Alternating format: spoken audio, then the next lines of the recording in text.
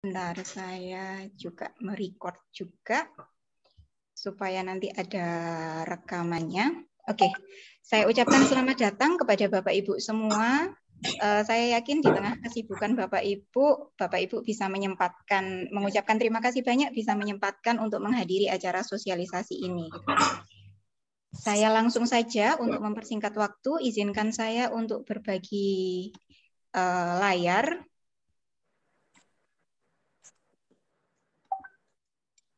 Oke, sekedar cek sound aja sih, apakah suara saya terdengar dengan jelas dan layar yang saya tampilkan terlihat? Jelas. Oke, terima kasih Pak. Saya bisa mulai. Oke, Bapak Ibu, begini. Seperti yang sudah kita ketahui bersama bahwa sekarang pada waktu tahun 2020 penelitian kita sudah berakhir. Berakhirnya penelitian kita itu ditandai dengan kita melakukan seminar hasil sebagai bentuk gelar karya semacam itu. Nah, karena kita juga suatu lembaga insan akademisi yang merupakan yang selalu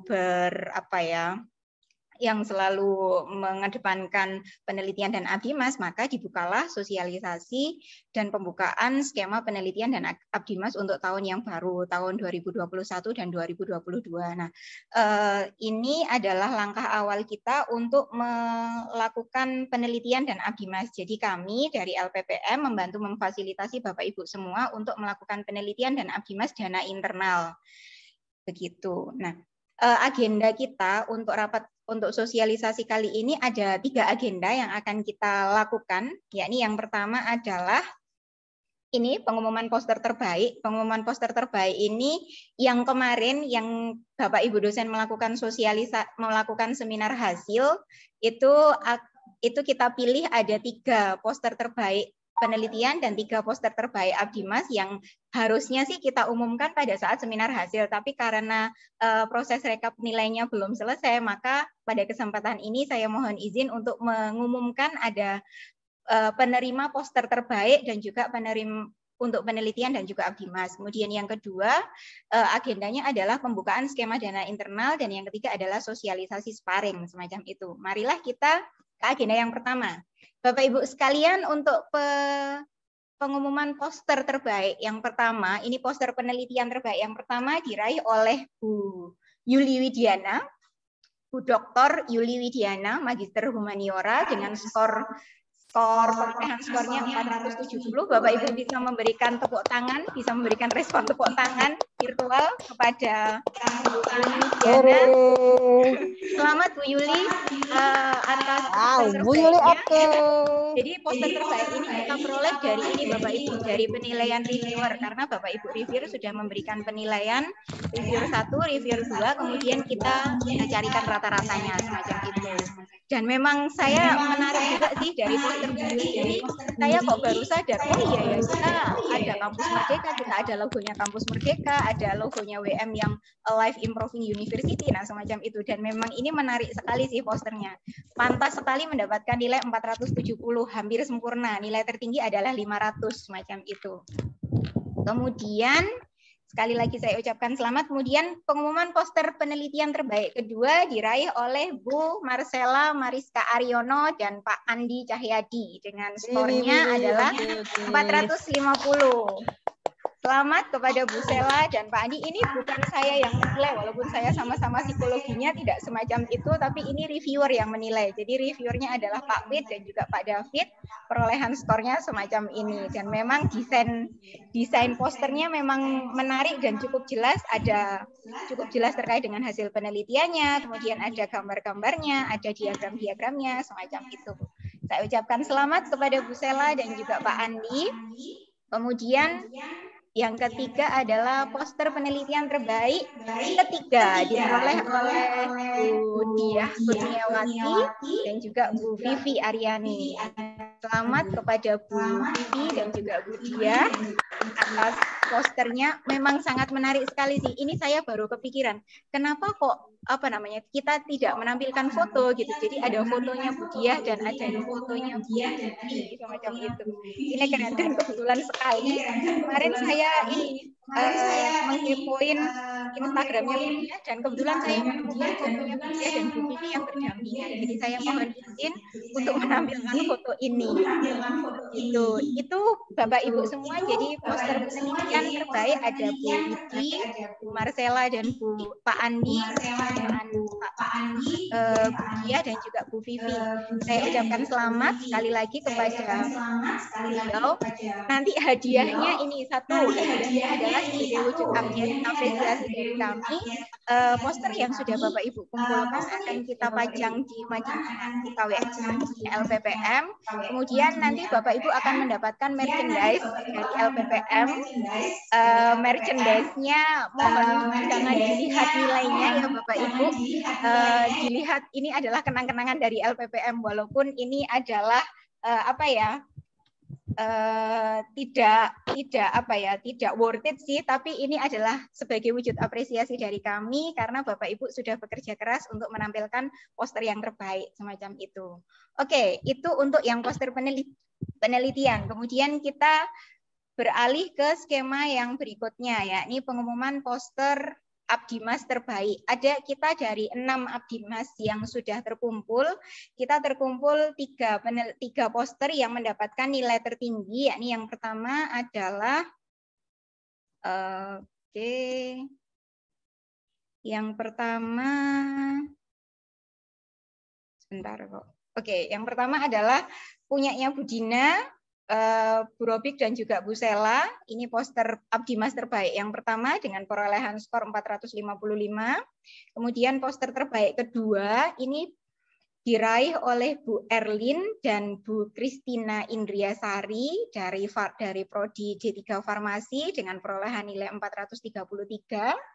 Saya ucapkan selamat kepada Bu Erlin dan juga Bu Kristiana. Saya minta maaf karena saya tidak punya fotonya Bu Kristin, jadi saya ambil fotonya dokumentasi Bu Kristin saat mempresentasikan posternya ini.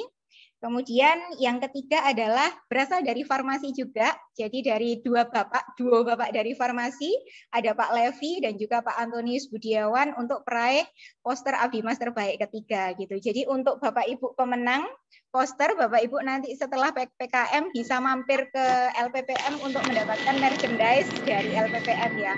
Saya mohon jangan dilihat nilainya, tapi dilihat ini adalah wujud apresiasi dari kami. Semacam itu Bapak Ibu semua. Oke, sekali lagi saya ucapkan selamat. Oke, mungkin kita bisa langsung setelah pengumuman poster penelitian dan Abdimas terbaik. Untuk mungkin tahun depan semoga bisa menggunakan ini pada waktu seminar hasil gitu. Jadi semoga kita ketika next tahun depan kita bisa mengumumkan pengumuman poster terbaik ini di seminar hasil. Bapak Ibu monggo kalau mau menjadikan sebagai sponsor untuk menggunakan ya, sangat senang sekali gitu. Gitu. Oke, kita lanjut ke agenda yang kedua. Agenda yang kedua adalah ini Bapak Ibu. Saya rasa ini agenda yang sudah ditunggu-tunggu, yakni pembukaan skema penelitian dan Abdimas yang baru untuk tahun anggaran 2021-2022. Oke, sebenarnya Bapak Ibu, mulai di tanggal 1 Agustus kemarin, yang hari Minggu kemarin, itu skema pembukaan penelitian dan Abdimas sudah dibuka gitu, dan batas akhirnya adalah tanggal 31 Agustus. Ada beberapa ada noise ya. Oke, mungkin saya bisa lanjutkan. Jadi begini Bapak Ibu, ini ada beberapa tanggal penting untuk pengajuan penelitian dan Abdimas tahun 2021-2022. Yakni pembukaan skema itu sudah dimulai pada hari kemarin dan sampai berakhir tanggal 31 Agustus 2021. Jadi Bapak Ibu bisa mengajukan proposal penelitian dan juga proposal Abdimas dalam waktu 1 bulan ini. 1 bulan ini kita memberikan kesempatan Bapak Ibu bagi Bapak Ibu yang ingin mengajukan skema penelitian, mengajukan skema Abdimas dengan dana internal, kami persilahkan banget untuk mengajukan itu. Dan kami akan sangat senang sekali sesuai dengan doanya Mbak Dinda tadi.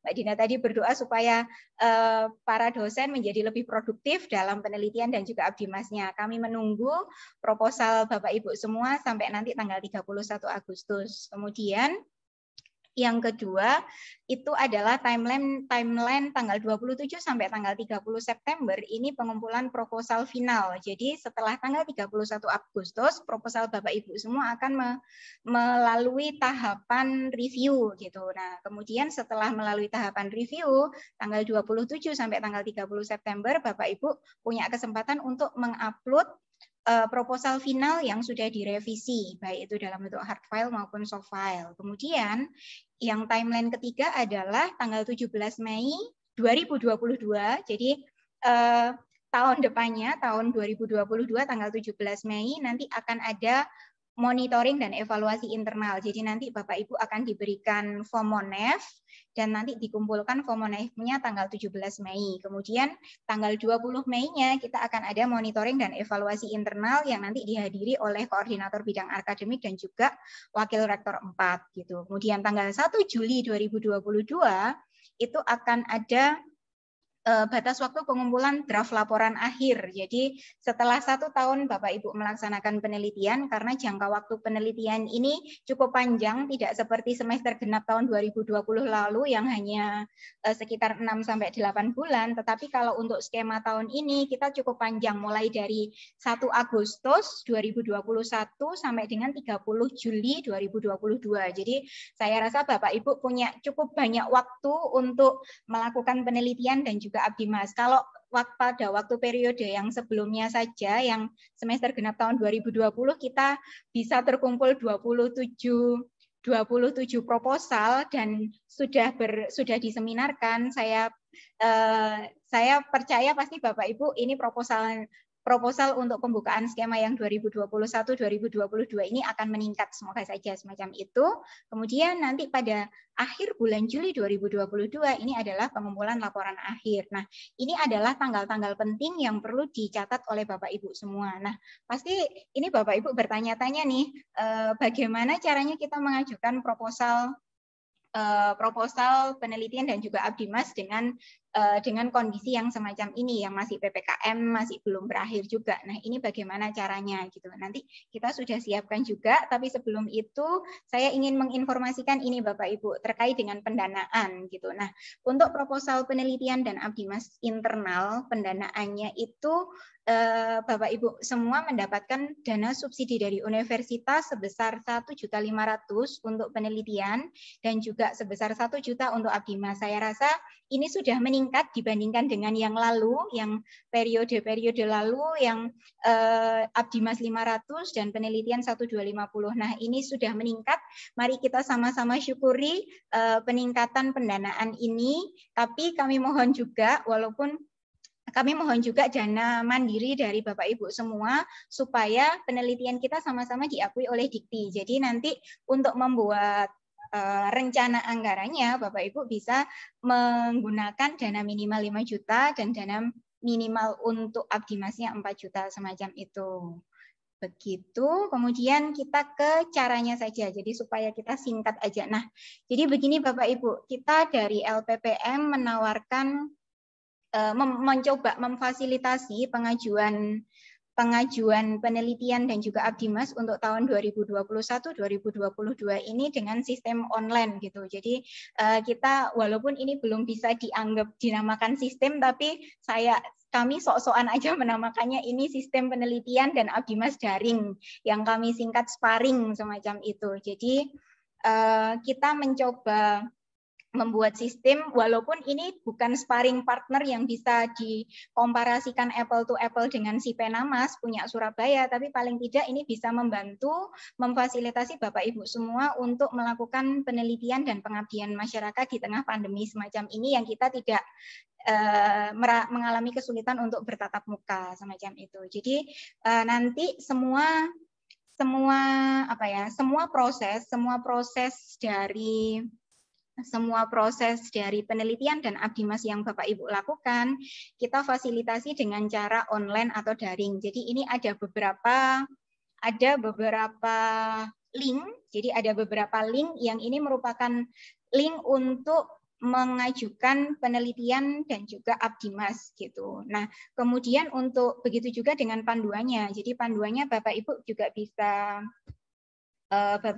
download di panduan ini. Jadi saya harap Bapak Ibu bisa mencatat ini dan mencoba mampir ke sana kalau misalnya Bapak Ibu berminat untuk melakukan penelitian dan juga Abdimas. Jadi ini ada link bit.ly/panduan template 2021, ini berisikan panduan penelitian dan Abdimas tahun 2021 beserta template-nya. Jadi kami mencoba memudahkan Bapak Ibu semua, kami sudah siapkan template baik untuk proposal, baik itu untuk laporan di skema penelitian dan juga di skema Abdimas gitu. Dan Bapak Ibu bisa download template-nya dari link ini.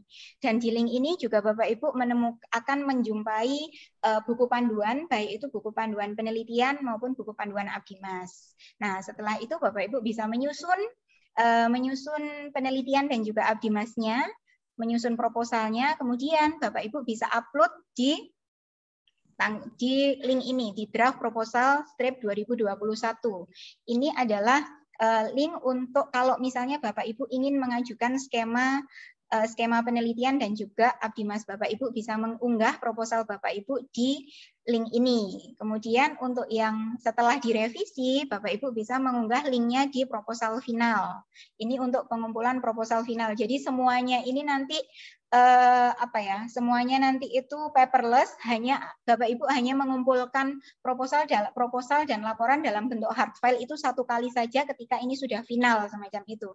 Berbeda kalau dengan skema yang dulu, Bapak Ibu ketika ingin mengajukan proposal harus ngeprint 2 kali, rangkap 2, kemudian diedarkan oleh Mbak Dinda ke para reviewer semacam itu. Nah, ini kita akan memaksimalkan penggunaan Google Form dan saya rasa Bapak Ibu pasti juga sudah sangat lazim sekali dan sudah sangat ahli sekali dalam penggunaan Google Form semacam itu. Jadi sparring ini kita nanti akan menggunakan sistematikanya pengajuan proposal, baik itu proposal dan juga pengumpulan laporannya secara online semacam itu. Nah, mungkin saya ingin sedikit menunjukkan terkait dengan panduannya. Jadi kalau misalnya Bapak Ibu klik panduan tadi, Bapak Ibu bisa langsung menuju ke link ini. Jadi di Google Drive ini Bapak Ibu akan menjumpai 6 file.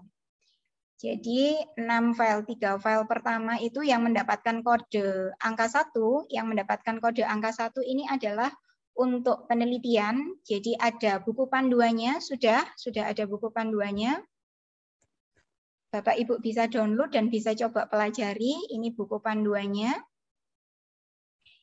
Bisa pelajari, nanti kita akan bahas satu-satu terkait dengan panduannya, kemudian kita overview lagi, angka 1 lagi ini ada template proposal, kemudian ada template laporan. Jadi Bapak Ibu semua bisa mengikuti jika ingin mengajukan penelitian dan juga jika ingin mengajukan Abdimas, Bapak Ibu bisa mengikuti template ini gitu.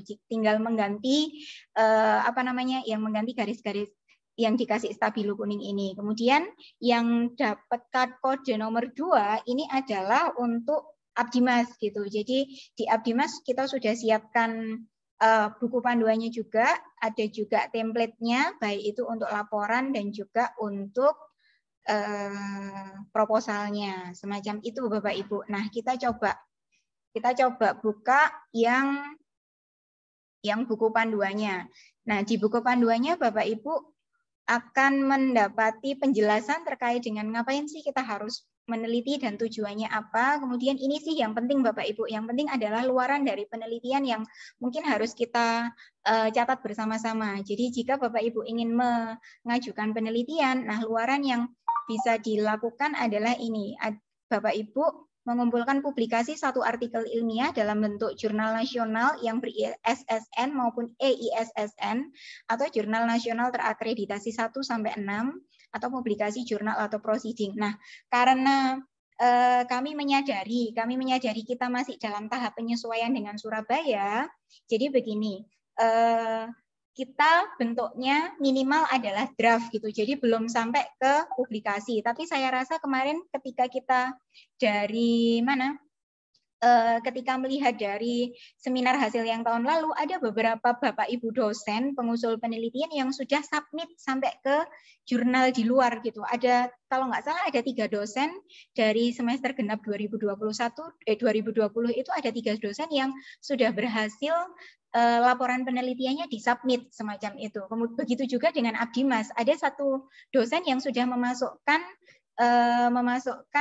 artikel Abdimasnya ke Widyawarta gitu. Jadi saya rasa memang minimalnya draft, tapi kalau misalnya bisa lebih, entah itu ke submit, accepted maupun publish, itu akan sangat bagus sekali begitu. Tapi permintaan dari LPPM kita memintanya draft saja, itu minimalnya draft semacam itu. Itu untuk luaran penelitiannya, kemudian untuk kriteria pengusulannya. Nah, siapa saja sih Bapak Ibu dosen yang memiliki kesempatan untuk mengajukan penelitian ini gitu. Nah, ada beberapa kriteria pengusulan ini Bapak Ibu. Jadi yang pertama adalah dosen diizinkan melakukan maksimum 2 penelitian, baik itu sebagai ketua maupun anggota, jadi 1 ketua, 1 anggota. Jadi setiap periode tahun 2021-2022 ini, masing-masing Bapak Ibu dosen bisa terlibat dalam 2 skema penelitian. Misalnya 1 judul saya jadi ketua, kemudian saya di judul yang lain saya sebagai anggotanya, semacam itu, atau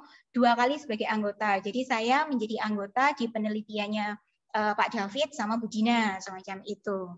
Jadi itu yang pertama. Kemudian yang kedua adalah semua anggota tim peneliti tidak boleh memiliki tanggungan yang belum diselesaikan. Nah, ini yang rasanya kita harus sama-sama pahami juga. Berarti begini, jadi Bapak Ibu yang masih memiliki tanggungan, baik itu masih memiliki tanggungan penelitian, ya diselesaikan dulu tanggungan penelitiannya, baru nanti mengajukan gitu. Karena syaratnya adalah Bapak Ibu dosen pengusul penelitian tidak boleh memiliki tanggungan yang belum diselesaikan. Dan saya sangat apresiasi sekali kepada Bapak Ibu dosen yang semester genap tahun 2020 ini sudah menyelesaikan tanggungannya. Sangat keren sekali. Terima kasih sudah mengumpulkan laporannya, baik itu bentuk soft file maupun hard file ke LPPM. Jadi itu merupakan tiket tiket pasnya Bapak Ibu semua untuk bisa mengajukan penelitian dan Abdimas untuk tahun 2021. Semacam itu. Kita bisa lanjutkan. Nah, untuk syarat yang ketiga adalah dosen diberikan kebebasan untuk memilih topik penelitian, itu dibebaskan sesuai dengan bidang keilmuan Bapak Ibu semua, dan harus disesuaikan dengan roadmap dari prodi gitu. Karena saya rasa ketika kita sudah dengan Surabaya, itu pasti Bapak Ibu ada roadmap penelitian yang harus diikuti. Nah, Bapak Ibu bisa mengajukan penelitian itu dengan roadmap yang sesuai dengan prodinya gitu. Jadi sesuai dengan prodi, sesuai dengan bidang ilmu, dan sesuai dengan kepakarannya masing-masing. Karena kan kalau misalnya kita nggak pakar dalam suatu bidang tertentu, lah ngapain kita melakukan penelitian gitu, semacam itu. Kemudian yang keempat, syaratnya adalah ketua peneliti diharapkan mempunyai penelitian pada bidang kompetensinya ditunjukkan dengan riwayat hidup peneliti. Karena gini, nanti riwayat hidupnya itu ada di bagian belakang, di bagian lampiran ada rekam jejak, dan rekam jejaknya formatnya agak berbeda dengan tahun lalu. Jadi Bapak Ibu tinggal mengisi, kita juga sudah siapkan lampiran rekam jejak itu. Jadi Bapak Ibu tinggal mengisi baik itu ketua penelitinya maupun anggota penelitinya, dan itu disesuaikan. Jadi Bapak Ibu bisa menunjukkan penelitian-penelitian yang sesuai dengan bidang kompetensinya, semacam itu. Kemudian yang syarat kelima adalah tim peneliti terdiri dari ketua dan dibantu oleh maksimum 3 anggota. Jadi kalau misalnya dalam satu skema penelitian, Bapak Ibu bisa dibantu oleh 3 anggota dosen, semacam itu, sesuai dengan keperluannya. Itu maksimal. Jadi kurang orang boleh kalau misalnya sendiri nggak apa-apa. Tapi kalau misalnya ada anggotanya itu maksimum 3. Jadi kalau misalnya 4 tidak boleh. Kalau 4 nanti untuk skema yang Abdimas semacam itu. Kemudian yang terakhir adalah ketua peneliti harus memiliki rencana kegiatan penelitian. Nah, ini nanti ditunjukkan dengan jadwal. Jadi di bagian template nanti itu akan ada jadwal. Kemudian ada alurnya, jadi alurnya nanti ada targetnya. Oh, pada tahap ini kita harus mencapai target apa, pada tahap ini kita harus mencapai target apa, semacam itu juga sudah ada di template. Jadi semacam itu Bapak Ibu untuk syaratnya. Kemudian untuk sistematikanya ini Bapak Ibu, usulan penelitian dana internal maksimum 20 halaman. Jadi ada batasnya maksimum 20 halaman, tapi tidak termasuk halaman sampul, halaman pengesahan, dan juga lampiran. Jadi kontennya saja itu maksimum 20 halaman dengan penulisan Times New Roman 12 dengan jarak 1,5 spasi, semacam itu, dan nanti dicetak di kertas A4. Nanti Bapak Ibu kita bisa tilik-tilik bareng untuk templatenya, supaya nanti Bapak Ibu ada gambaran, oh ternyata apa saja sih yang harus diisi gitu. Kita coba bantu fasilitasi itu gitu. Kemudian untuk seleksinya, nah LPPM melakukan seleksinya menggunakan seleksi 1 tahap gitu. Nah, maksudnya seleksi 1 tahap ini bagaimana? Maksudnya adalah gini Bapak Ibu. Jadi Bapak Ibu mengajukan proposal entah itu penelitian atau Abdimas, kemudian di LPPM kita ditampung oleh LPPM, kemudian dari LPPM dilakukan penilaian sistematika, kemudian setelah penilaian sistematika dari LPPM selesai, kemudian kita lakukan penilaian oleh reviewer, kemudian setelah itu kita kembalikan lagi ke Bapak Ibu dosen pengusul. Nah, itu kan jadi melalui 1 tahap. Jadi Bapak Ibu pengusul tidak perlu mengembalikan lagi kepada reviewer gitu. Tapi Bapak Ibu sangat diberikan kesempatan untuk bisa berdiskusi dengan reviewer kalau misalnya Bapak Ibu kurang paham dengan catatan reviewernya gitu.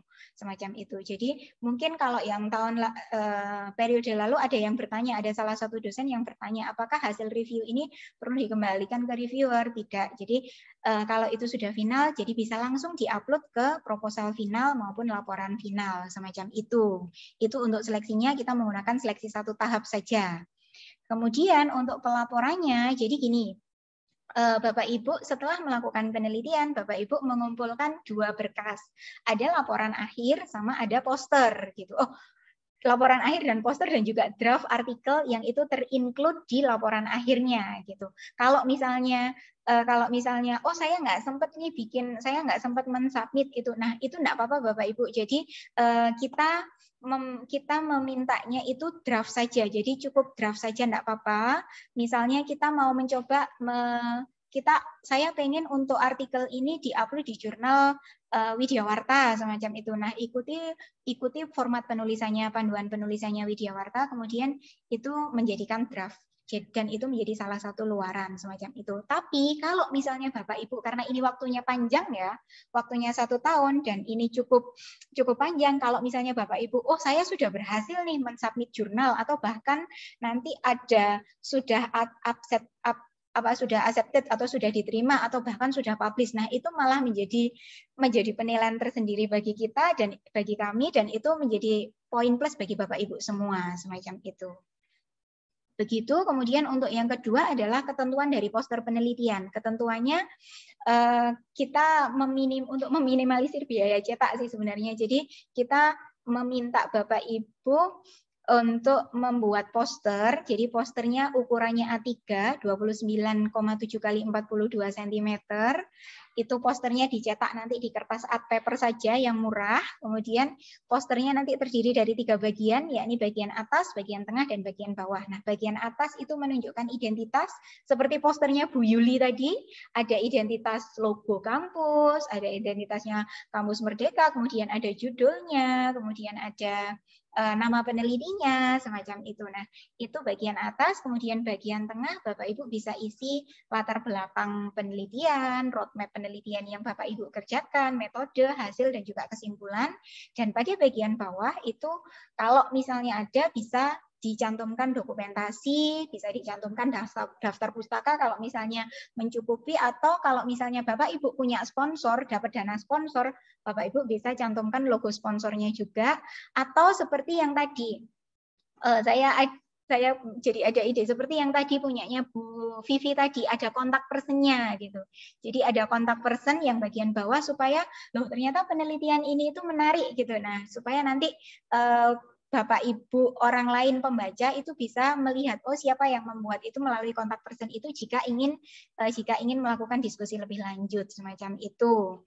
Kemudian yang bagian C, Bapak Ibu untuk pelaporan juga Bapak Ibu wajib mengikuti seminar hasil gitu. Jadi seminar hasil yang diadakan oleh LPPM sebagai bentuk gelar karya, karena kita mengadaptasi dari Surabaya, dari LPPM Surabaya pasti ada gelar karya semacam itu. Nah, kita gelar karyanya karena kita belum bisa menciptakan sebagai bentuk semacam exhibition penelitian dan juga Abdimas. Nah, exhibition kita, gelar karya kita itu dalam bentuk seminar hasil semacam itu.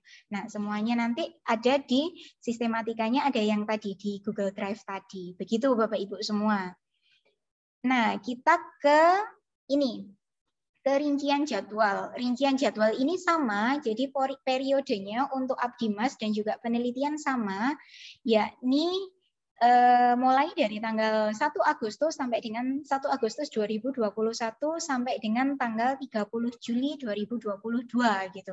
Jadi periodenya baik itu untuk Abdimas maupun penelitian sama, dan Bapak Ibu bisa mengikuti skema ini. Bapak Ibu bisa mengikuti skema ini.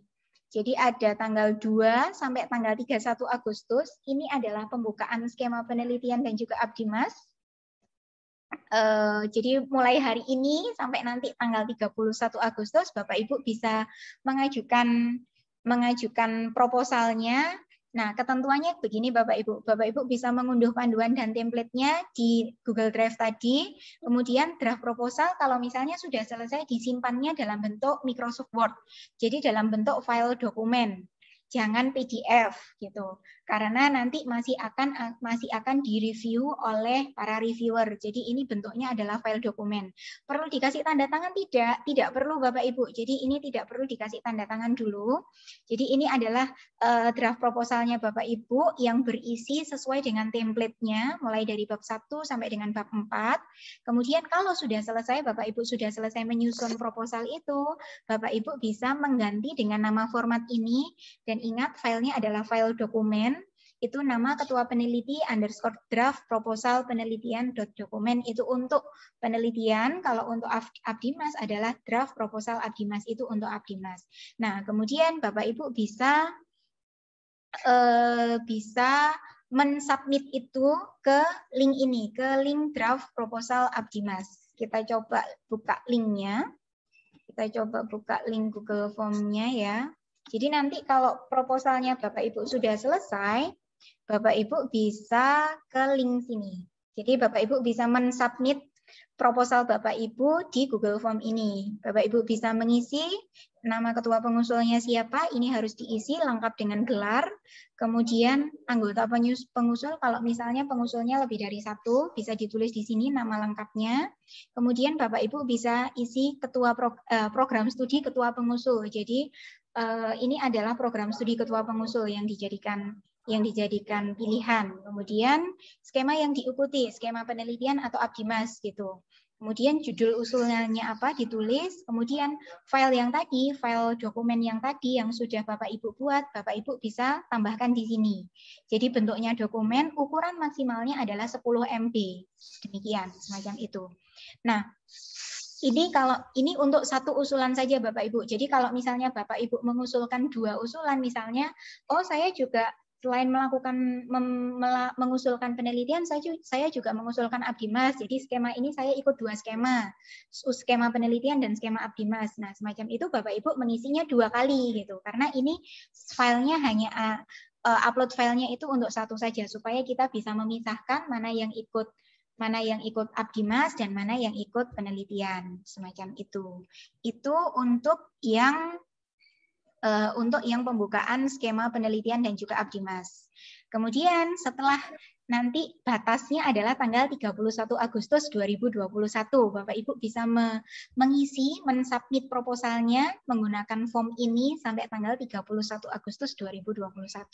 Nah, setelah itu gantian LPPM yang bekerja Bapak Ibu. LPPM tanggal 1 sampai tanggal 6 September LPPM akan bekerja melakukan review sistematika. Jadi sesuai dengan saran dari Bu Endang kemarin bahwa akan lebih memudahkan kalau misalnya reviewer itu cukup mereview konten saja begitu. Jadi tanggal 1 sampai tanggal 6 September akan dilakukan review sistematika proposal oleh LPPM. Jadi LPPM akan melakukan pengecekan berkas dan kelengkapan proposalnya. Kemudian tanggal 7 September LPPM akan mendistribusikan proposal kepada reviewer untuk dinilai gitu. Distribusinya melalui apa? Distribusinya melalui masing-masing email gitu. Jadi masing-masing email reviewer kita nanti akan Bapak Ibu reviewer akan mendapatkan email yang berisi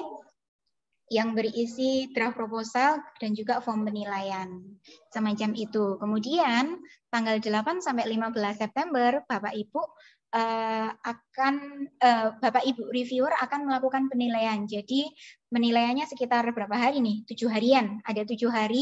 Bapak Ibu reviewer punya jangka waktu 7 hari untuk melakukan penilaian dan memberikan catatan revisi. Kemudian tanggal 16 September kami mohon kepada Bapak Ibu reviewer untuk mengembalikan ke LPPM form penilaian dan juga draft proposal yang sudah berisi catatan revisi. Itu tanggal 16 September. Kemudian setelah itu tanggal 17 September proposal yang sudah berisi catatan revisi itu akan dibagikan kembali ke dosen pengusul gitu. Jadi tanggal 17 September dosen pengusul akan menerima revisi catatan revisi proposal, kemudian tanggal 18 sampai tanggal 16 September Bapak Ibu dosen pengusul punya kesempatan untuk melakukan revisi. Dan tanggal 30 September tanggal 27 sampai 30 September Bapak Ibu punya kesempatan untuk mengumpulkan proposal yang sudah direvisi. Jadi proposal yang sudah direvisi dikumpulkan ada waktu 3 hari sih untuk mengumpulkan ini. Jadi 27 sampai tinggal 30. Nah, dikumpulkannya dalam bentuk apa? Dikumpulkannya dalam bentuk dua bentuk, yakni yang pengumpulan hard file sama pengumpulan soft file. Nah, pengumpulan hard file-nya ketentuannya demikian. Jadi berkas proposal yang sudah direvisi dicetak rangkap 3. Rangkap 3 ini untuk siapa saja sih? Yang pertama untuk arsip LPPM, yang kedua untuk perpustakaan, yang ketiga untuk prodi gitu. Jadi setelah dikumpulkan nanti akan didata oleh LPPM, kemudian nanti diserahkan ke perpustakaan dan diserahkan kembali ke prodi. Nah, semacam itu. Kemudian proposalnya dicetak rangkap 3 dengan kertas A4 dan dijilid langsung, nggak usah dilaminasi. Jadi dijilid biasa aja Bapak Ibu. Jadi dijilid biasa aja, nggak usah dilaminasi dengan ketentuan covernya. Untuk penelitian itu warnanya orange, untuk Abdimas warnanya biru muda. Jadi supaya seragam saja sih. Jadi berbeda dengan skema-skema yang tahun lalu kalau sesuai dengan bendera prodi. Nah ini kita supaya seragam saja untuk penelitian itu orange, kemudian untuk Abdimas itu biru muda. Kemudian setelah itu berkas proposal yang dikumpulkan itu harus sudah disertai tanda tangannya ketua pengusul, tanda tangannya wakil dekan fakultas, dan nanti ketika ke LPPM juga langsung akan ditandatangani oleh wakil ketua LPPM. Begitu juga dengan stempelnya. Begitu itu untuk pengumpulan hard file. Kemudian untuk soft file-nya, Bapak Ibu setelah mengumpulkan proposal hard file, Bapak Ibu bisa scan halaman pengesahannya, kemudian bisa dimasukkan ke soft file laporannya, kemudian disimpan dengan namanya ini, nama ketua peneliti, proposal penelitian final, dan proposal Abdimas final, kemudian disubmit ke link ini. Jadi ada link lagi Bapak Ibu, kita nanti pada tahun 2021 akan ketemu sama 2 link ini. Link pengumpulan proposal final. Jadi berbeda ya Bapak Ibu. Kalau yang ini adalah untuk pembukaan proposal. Kalau yang ini adalah link pengumpulan proposal final, pengumpulan proposal final baik itu penelitian sama Abdimas. Nah, batas waktunya kapan? Itu dari tanggal 27 sampai tanggal 30 September 2021. Bapak Ibu bisa mengisi Google Form ini sama seperti yang tadi. Nah, ini jadinya judul proposal yang sudah final, kemudian ini diuploadnya dalam bentuk PDF. Jadi beda, kalau yang tadi itu bentuknya dokumen, kalau yang ini karena sudah final, ini bentuknya PDF. Begitu. Ukuran maksimalnya 10 MB. Begitu. Itu untuk yang tahun 2021. Nah, setelah itu tahapnya ngapain lagi? Ini adalah tahap yang paling kita tunggu-tunggu. Ya, ini pada bulan Oktober, ini adalah proses penandatangan kontrak dan pencairan dana. Jadi setelah proposal final Bapak Ibu semua terkumpul, LPPM akan melakukan pencairan dana dan juga akan memproses kontraknya gitu. Nah, kontraknya itu ditandatangani di atas materai 10.000 dan biaya materai 10.000 ini dibebankan kepada dosen pengusul gitu. Jadi nanti akan materainya bisa difasilitasi oleh Mbak Dinda ya. Jadi nanti Bapak Ibu bisa beli materai 10.000-nya ke Mbak Dinda supaya LPPM punya cuan ya Mbak Dinda ya. Begitu. Jadi semacam itu, kemudian tanda tangan kontraknya dan kemudian tahap kedua adalah pencairan dana. Nah, pencairan dananya seperti yang tadi nanti Bapak Ibu akan mendapatkan subsidi dana penelitian dan juga Abdimas dari universitas itu sebesar 1.500.000 dan juga 1 juta. Semacam itu Bapak Ibu. Saya tak minum dulu.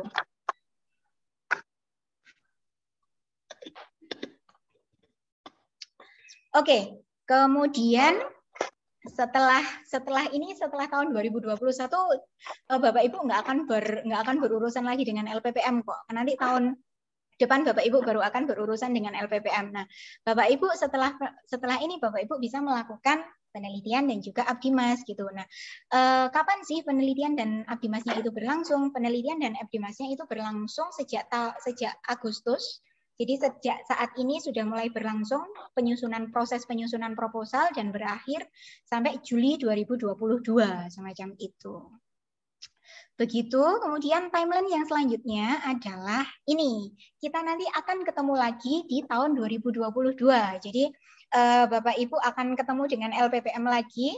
Itu tanggal 1 sampai 13 Mei nanti Mbak Dinda akan menyebarkan FOMONEF kepada Bapak Ibu pengusul untuk diisi dan pengumpulannya tanggal 17 Mei. Jadi Bapak Ibu punya waktu sekitar 1 minggu untuk mengisi FOMONEF-nya. Nah, tujuannya apa sih FOMONEF ini? Tujuannya supaya supaya kita ingat, oh kita punya tanggungan penelitian ya, yang harus segera diselesaikan nanti bulan Juli seminar ya, semacam itu. Yang kedua adalah supaya LPPM tahu perkembangan penelitian dan juga Abdimasnya Bapak Ibu ini sudah sampai tahap mana gitu. Syukur-syukur kalau sudah selesai, wah itu really appreciate banget gitu.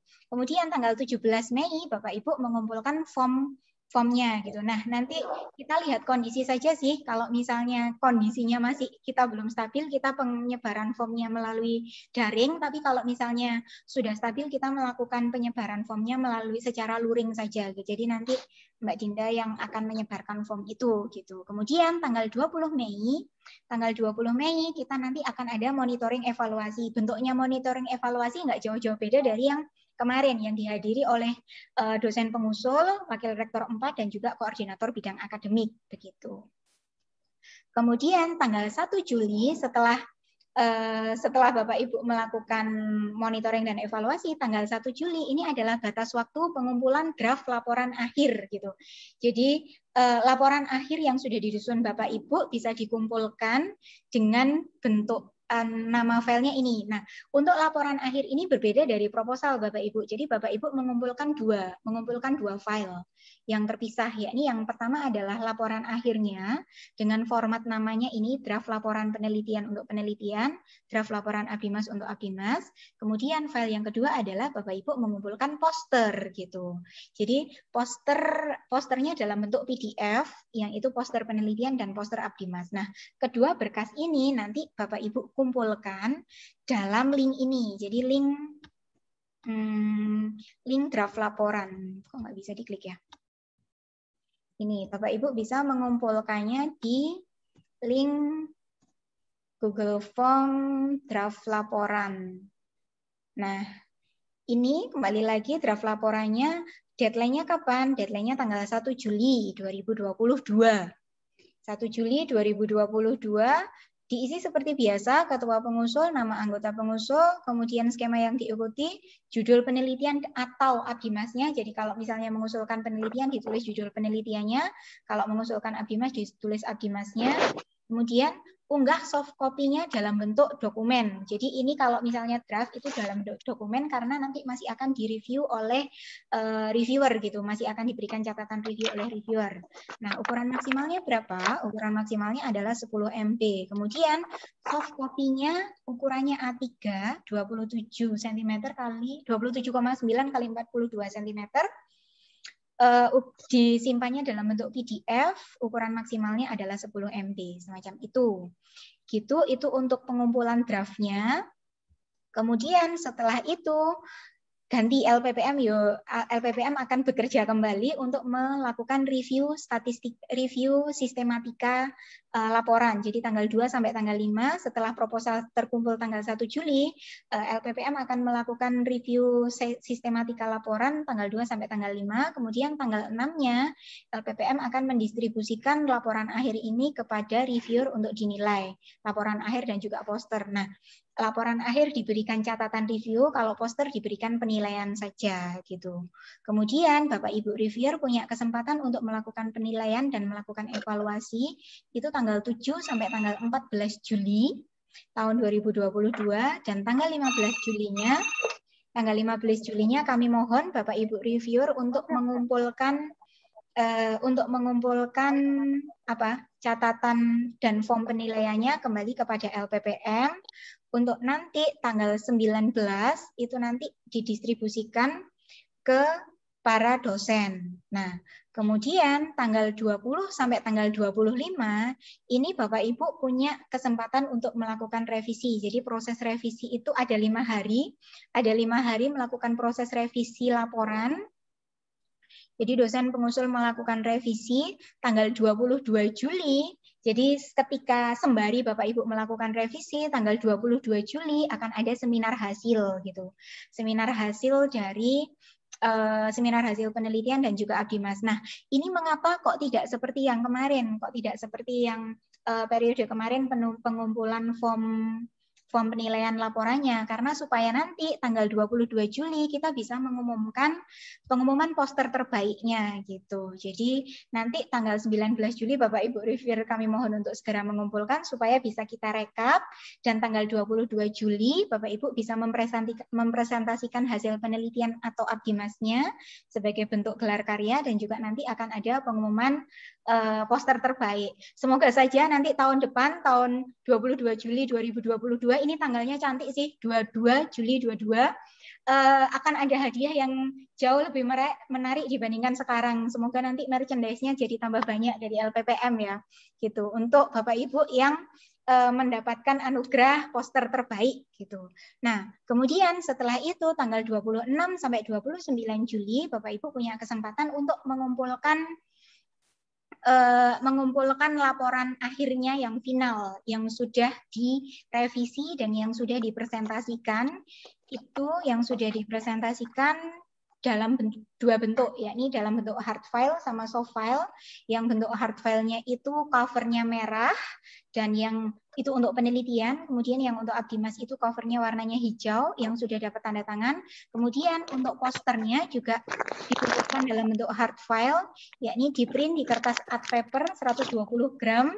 Itu yang paling tipis Bapak Ibu, art paper 120 gram itu yang ukurannya A3 begitu. Kemudian untuk soft file-nya bisa dikumpulkan dengan format nama demikian, nama ketua peneliti _ penelitian final atau abdimas final. Kemudian di-submit di Google Form yang ini. Kita bisa submit di Google Form yang ini. Jadi ini adalah pengumpulan laporan akhir yang final. Kesempatan submitnya itu ada tanggal 26 sampai tanggal 29 Juli 2022. Bisa diisi demikian. Nah, ini yang dikumpulkan adalah yang dikumpulkan adalah laporan akhir finalnya saja, karena posternya sudah dikumpulkan pada saat ini, pada saat draft semacam itu. Begitu Bapak Ibu. Kemudian ini adalah tanggal-tanggal penting yang saya rasa perlu Bapak Ibu kasih reminder di kalendernya Bapak Ibu kapan mengumpulkan draft proposal, kapan mengumpulkan laporannya. Ini ada tanggal-tanggal penting dan juga ada link penting yang bisa Bapak Ibu ikuti, yang ada catatannya di sini. Semacam itu. Kemudian lampirannya penilaian proposalnya sama seperti yang periode-periode sebelumnya, tapi mungkin bobotnya yang agak berbeda Bapak Ibu. Jadi ini sekalian saja, karena saya yakin Bapak Ibu reviewer juga sudah hadir di sini juga, ini sekalian saja mensosialisasikan penilaian. Jadi begini, nanti Bapak Ibu reviewer bisa minta tolong diisi judul penelitiannya, bidang penelitian, dan sebagainya ini. Nah, ini sudah ada langsung catatannya. Jadi dana subsidi universitas sekian, kemudian dana mandiri dosen berapa. Nah, kalau misalnya Bapak Ibu memiliki sponsor, jadi penelitian ini ada sponsornya. Nah, ini bisa dikasih dana sponsor. Tapi kalau misalnya ini tidak ada dana sponsor, jadi cukup disponsori secara mandiri oleh dosen, berarti ini di-delete saja, ini dihapus saja, begitu. Semacam itu. Kemudian untuk perumusan masalahnya ada bobotnya 20%, manfaat penelitiannya penjelasannya demikian 15, metode 20, tinjauan pustaka 15, pengalaman penelitian ini ditunjukkan dari rekam jejak apa? Rekam jejak yang ada di template di proposal, kemudian kelayakan penelitian, kemudian kontribusi untuk menumbuhkan budaya peka. Semacam itu dengan total nilai 100 dan skornya demikian. Nah, ada syaratnya Bapak Ibu. Jadi kalau untuk proposal, kalau misalnya nilainya itu kurang dari 400, berarti nanti harus dikembalikan lagi kepada Bapak Ibu pengusul. Semacam itu. Jadi nanti Bapak Ibu reviewer bisa mencoret yang tidak perlu. Kalau misalnya proposal diterima tanpa perbaikan, berarti ini yang di... Iya. Mami lama ya? Iya. Oh. Oke. Kemudian untuk ini adalah form Monef internalnya. Jadi Bapak Ibu nanti tanggal 20 Mei, jadi tanggal 1 sampai tanggal 13 Mei 2022, Mbak Dinda akan menyebarkan form ini. Form ini ke Bapak Ibu dan kami minta tolong Bapak Ibu pengusul untuk mengisi form ini, dicentang-centang aja. Jadi berikan tanda centang. Kemudian nanti tanggal 20 Mei, tanggal 17 Mei Bapak Ibu kumpulkan kembali ke LPPM yang sudah ditandatangani. Kemudian yang ini adalah penilaian laporannya. Jadi tahun 2022 kami minta tolong lagi kepada Bapak Ibu reviewer untuk melakukan penilaian. Ini sama seperti periode yang sebelumnya. Jadi bobotnya sama juga. Hasil penelitian dengan bobot 60, kontribusi 20 dan lain-lainnya 20 semacam itu.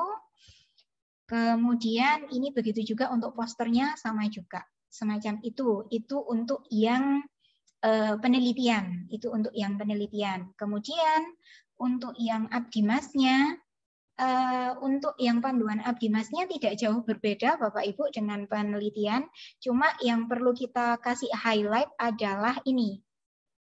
Yang perlu kita kasih highlight adalah solusi dan target luaran itu. Jadi karena abdimas ini membutuhkan mitra, berarti kita harus ada mitranya, harus ada solusinya, dan ada luarannya semacam itu. Jadi itu yang membedakan penelitian dengan abdimas. Kemudian yang membedakan lagi adalah kriterianya. Jadi kalau di abdimas, kalau di penelitian tadi maksimum itu masing-masing dosen terlibat di 2 skema. Kalau misalnya di abdimas ini kesempatannya jauh lebih banyak. Jadi maksimum terlibat dalam 3 skema pengabdian, yakni 1 sebagai ketua dan 2 sebagai anggota atau 3 kali anggota gitu, semacam itu. Dengan dana tahun anggaran dan harus melibatkan mahasiswa. Kemudian syaratnya sama juga, ketua dan anggota tim. Jadi syarat ini tidak hanya kepada ketua saja, jadi anggota tim dan ketua itu tidak memiliki tanggungan apapun yang belum diselesaikan. Jadi monggo Bapak Ibu, mari kita segera selesaikan tanggungan kita, baik itu yang Abdimas maupun yang penelitian, supaya kita bisa mengajukan ke skema yang tahun ini gitu. Kemudian juga berdasarkan kompetensinya, jadi Abdimasnya juga berdasarkan kompetensinya juga. Kemudian ini tim Abdimasnya adalah dibantu satu ketua maksimal 4 anggota. Jadi beda dengan penelitian. Jadi kalau yang penelitian tadi satu ketua 3 anggota, kalau yang Abdimas ini satu ketua maksimal 4 anggota. Semacam itu. Itu yang membedakan sih Bapak Ibu. Kemudian untuk sistematikanya nanti kita lihat di template saja. Jadi Bapak Ibu bisa menyimaknya di template. Seleksi proposalnya sama, pelaporannya yang berbeda adalah poster gitu. Jadi yang berbeda adalah poster, yang bagian atas masih sama, yang bagian tengah kalau tadi di penelitian berisi latar belakang masalah dan kawan-kawannya, kalau di Abdimas isinya adalah analisis situasi, permasalahan mitra, solusi, pelaksanaan Abdimas dan kawan-kawannya, semacam itu. Begitu. Dan ini sama, jadi alur penyelenggaraan penelitian dan Abdimasnya sama, yang membedakan tanggal pentingnya sama. Ini yang membedakan adalah dananya. Dananya kalau untuk yang Abdimas ini 1 juta. Kemudian ini Bapak Ibu juga untuk form penilaiannya yang Abdimas juga berbeda. Bobotnya sama juga, sama seperti yang tahun lalu. Form monef-nya sama. Penilaiannya sama seperti periode yang genap 2020 lalu. Semacam itu Bapak Ibu semua. Begitu, mungkin sampai sini dulu kita stop sebelum mungkin nanti saya bisa sedikit lagi share terkait dengan template proposal dan laporan baik itu untuk Abdimas maupun yang penelitian begitu. Saya kembalikan lagi kepada Mbak Dinda. Terima kasih Bu Robin untuk penjelasannya. Silakan Bapak Ibu.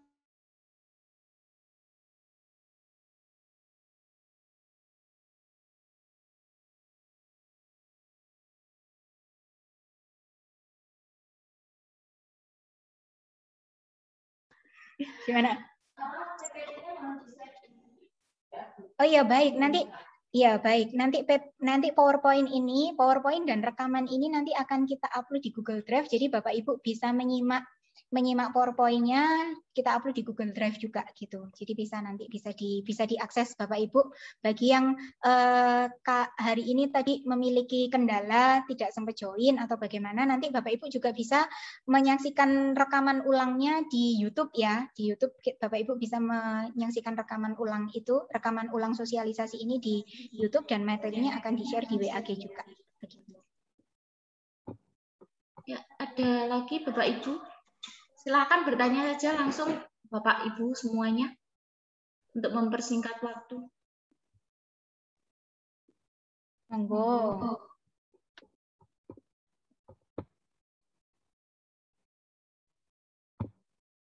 Bapak Ibu sudah memikirkan, waduh kira-kira nanti saya bakal bikin penelitian apa ya, itu kah mungkin barangkali, atau nanti saya bakal bikin Abdimas apa ya, sudah ada, mungkin ini sedang cari-cari inspirasi nih, makanya diam aja ya Mbak Dinda ya. Ya.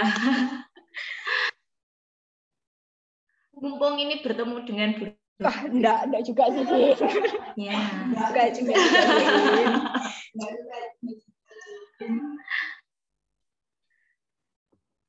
Masih belum ya kira-kira ya?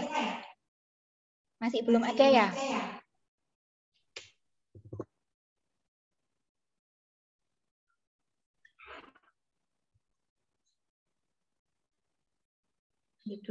Oke, kalau misalnya belum, saya mohon izin untuk ini ya Mbak Dinda ya, untuk share screen lagi, mau menjelaskan terkait dengan template proposal dan juga laporan untuk skema Abdimas dan penelitian, J. Oke, terima kasih. Bapak Ibu, saya izin share screen lagi untuk mencoba membagikan gimana sih template-nya untuk proposal dan juga laporannya gitu. Nah, kita jalan-jalan dulu ke template proposalnya. Jadi kalau Bapak Ibu download di Google Drive tadi, Bapak Ibu itu akan mendownload kalau misalnya oh saya untuk tahun ini saya tertarik sepertinya saya akan mengajukan tema skema penelitian deh gitu. Nah, Bapak Ibu bisa download 3 file tadi, 3 file nama proposal penelitian template, terus habis itu laporan penelitian template dan juga panduannya gitu. Jadi Bapak Ibu bisa download di sana. Kemudian nanti Bapak Ibu akan mendapatkan file ini Bapak Ibu untuk proposal. Ini sama. Jadi kita berusaha memudahkan Bapak Ibu supaya supaya termudahkan, yang kedua supaya template-nya kita seragam gitu. Jadi template-nya kita seragam. Jadi mulai dari sistematikanya supaya kita seragam, jadi kita buatkan template saja gitu. Nah, jadi nanti ini tidak perlu diubah, proposal penelitian dana internal UKWMS tidak perlu diubah, logo juga sudah tidak perlu. Nanti yang perlu diubah adalah ini Bapak Ibu. Jadi dituliskan judul penelitiannya. Jadi judul penelitian ini juga tidak perlu dihapus. Jadi yang perlu diganti adalah ini, yang bagian ini. Judul penelitian maksimal 3 baris dengan fontnya itu caps lock semua, jadi kapital semua gitu. Kemudian yang ke bawah tim pengusulnya bisa ditulis nama lengkap ketua peneliti berdasarkan gelarnya siapa, kemudian NIK sama NIDN, kemudian ini tidak perlu diganti, yang bagian ini tidak perlu diganti. Nah, kalau misalnya Bapak Ibu, loh peneliti saya itu cuma berapa? Cuma 2 gitu. Jadi saya sama 1 anggota. Nah, ini bisa di-delete aja. Jadi ini bisa di-delete begitu. Tapi kalau misalnya enggak ya bisa ditulis, bisa dilengkapi. Kemudian ini bisa ditulis PSDKO. Nah, prodinya ini adalah prodi ketua penelitinya. Jadi manut sama ketua penelitinya, karena nanti yang akan dilihat adalah kelayakannya adalah bidang ilmunya dilihat dari bidang ilmunya ketua peneliti. Jadi skema kali ini tidak menutup kemungkinan untuk Bapak Ibu melakukan penelitian yang multi prodi ya. Jadi bisa join, misalnya kayak yang kemarin itu kita bisa mengikuti jejaknya Bu Agnes yang melakukan penelitian dengan Bu Priska. Jadi multidisiplin ilmu gitu. Jadi dari bahasa Indonesia dan bahasa Inggris, nah semacam itu. Jadi tapi untuk proposalnya tetap ditulisnya manut PSDKO-nya adalah PSDKO Ketua Peneliti, fakultasnya juga, dan ini bulan sama tahun. Begitu. Kemudian halaman pengesahannya, ini titik-titiknya bisa dihapus, kemudian diganti dengan judul penelitian, bidang ilmunya juga, nama lengkap ketua penelitinya siapa, bisa diisi, jabatan fungsionalnya juga, program studinya PSDKU apa, ini bisa diisi, nomor HP, dan surel. Nah, kalau boleh ini gunakan email afiliasinya UKWMS, macam itu. Jadi alamat emailnya menggunakan alamat email afiliasinya UKWMS. Kemudian anggota peneliti 1, anggota peneliti 2, kalau misalnya mau nambah anggota peneliti 3, Bapak Ibu bisa copy paste ini dipindahkan ke bawah untuk melengkapi anggota peneliti 3. Kemudian usulan biaya. Nah, usulan biaya ini biaya minimal untuk penelitian 5 juta. Nah, ini harus disesuaikan dengan 1. Jadi, usulan biaya ini harus sinkron dengan ini Bapak Ibu. Yang pertama adalah ini sama, kemudian usulan biaya yang harus sama ini, bagian ini juga sama. Ini yang saya kasih catatan biaya minimal penelitian adalah 5 juta. Ini harus sama sampai ke yang bagian bawah. Jadi ini harus sama. Nah ini. Jadi ada bagian lampiran pada bagian bawah, ini ada justifikasi anggaran penelitian. Ini juga saya tulis juga. Saya takut lupa sih Bapak Ibu, mungkin saya agak obsesif ya. Jadi saya tulis juga 5 juta juga supaya saya nggak lupa begitu. Nah ini harus sama juga. Jadi jumlah ini harus sama dengan halaman pengesahan dan juga sama di identitas dan uraian umum gitu. Semacam itu. Nah, kalau misalnya ini ada dana sponsor, kalau misalnya nggak ada dana sponsor, ya ini dihapus saja gitu. Tapi kalau syukur-syukur kita dapat dana sponsor, ya alhamdulillah banget gitu. Nah, ini nanti akan ada akan ada penjelasan dengan maksimum berapa persen untuk pembagiannya. Ini dihitung dari berapa maksimumnya nanti? Ini dihitung dari total biaya penelitiannya, begitu. Oke, setelah kita ngomong masalah dana, kita naik lagi ke atas. Kita menuju ke ini, kita menuju ke siapa saja yang tanda tangan. Yang tanda tangan adalah yang pasti ketua pengusulnya harus tanda tangan, kemudian wakil dekan fakultasnya harus tanda tangan, kemudian wakil ketua LPPM nanti tanda tangan gitu. Kemudian kalau misalnya yang mengajukan ini adalah wakil dekan, berarti yang tanda tangan hanya wakil dekan sebagai ketua tim pengusul sama wakil LPPM. Begitu juga dengan kalau misalnya yang mengajukan wakil LPPM, nanti yang tanda tangan hanya wakil dekan saja. Jadi tukar-tukaran begitu. Begitu, setelah itu kita ke identitas dan uraian umum. Ini tinggal diisi saja titik-titiknya. Bidang keahliannya juga sama, asalnya UKWMS Kampus Kota Madiun, objeknya siapa, terus mulainya Agustus 2021 sampai berakhir 2022. Kemudian usulan biayanya yang tadi, ada catatan tadi, terus lokasinya. Nah, lokasinya ini bisa dicoret Bapak Ibu. Kalau misalnya lokasi saya itu lab bagi Bapak Ibu yang menelitinya di farmasi, berarti ini yang dicoret gitu. Ini bisa di strike out. Gitu. Kalau misalnya lokasi saya itu di lapangan kok, saya itu menelitinya di sekolah, ini yang bisa dicoret semacam itu. Tuh.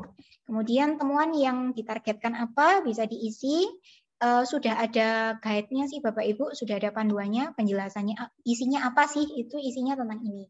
Gejala, kaidah, metode, teori, terus habis itu antisipasi yang dikontribusikan terhadap bidang ilmu. Kemudian kontribusi yang mendasar apa, ada syaratnya juga. Nah, ini jurnal yang kita sasar. Siapa sih yang kita kira-kira penelitian ini kita mau upload di jurnal mana sih? Nah, kita bisa tuliskan di sini. Kemudian rencananya yang lain. Oh, setelah ini saya mau bikin buku ajar atau apa. Nah, bisa dituliskan di sini.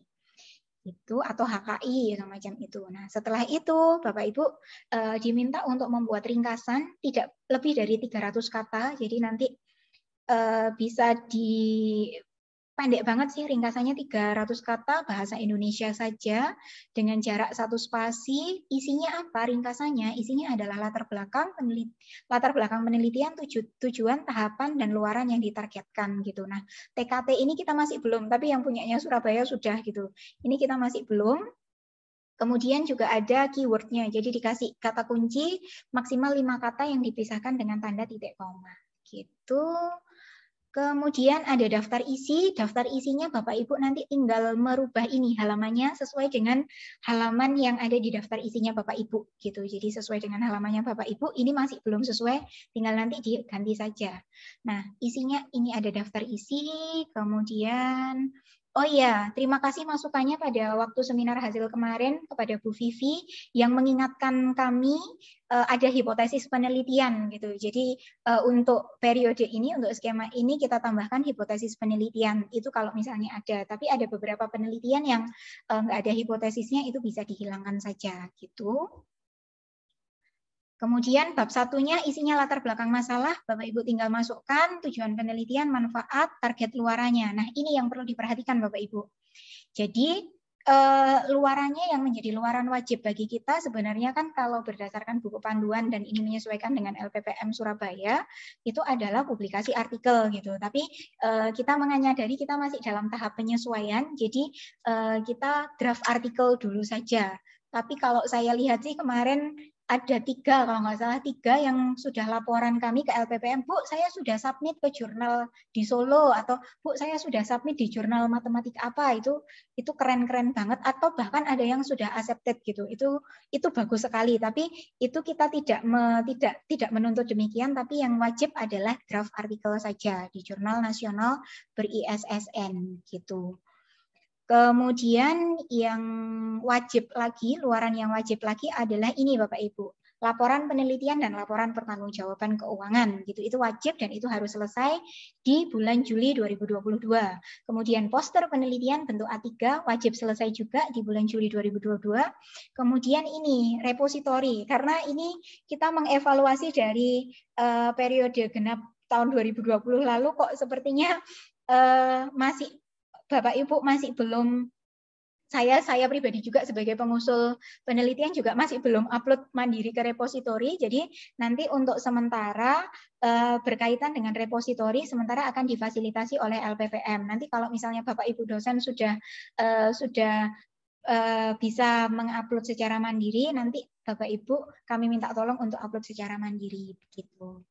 Semacam itu, nanti ini bisa diisi, gimana cara mengisinya bisa diisi dengan keterangan di sini. Jadi kita bisa dengan tidak ada, draft, terdaftar, atau sudah dilaksanakan. Begitu. Itu bisa diisi.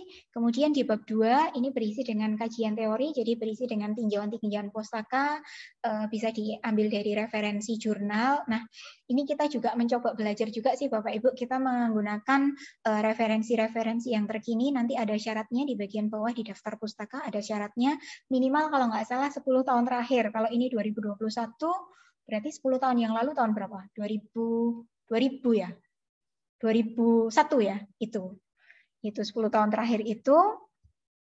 Ini kajian teorinya, terus kemudian roadmap. Nah, ini yang agak berbeda dan saya rasa pada saat sosialisasi dengan Pak Hartono pada tanggal 26 Maret 2021 kemarin, Pak Hartono juga sudah menjelaskan gimana sih kita membuat roadmap gitu. Nah, nanti roadmapnya juga dicantumkan di sini, minta tolong di-save dalam bentuk JPEG atau PNG, itu kemudian disisipkan di roadmap penelitian ini. Kemudian kebaruan penelitian, jadi apa sih yang terbaru dari penelitiannya Bapak Ibu, itu nanti bisa dimasukkan di sini, kemudian dicantumkan hipotesisnya juga.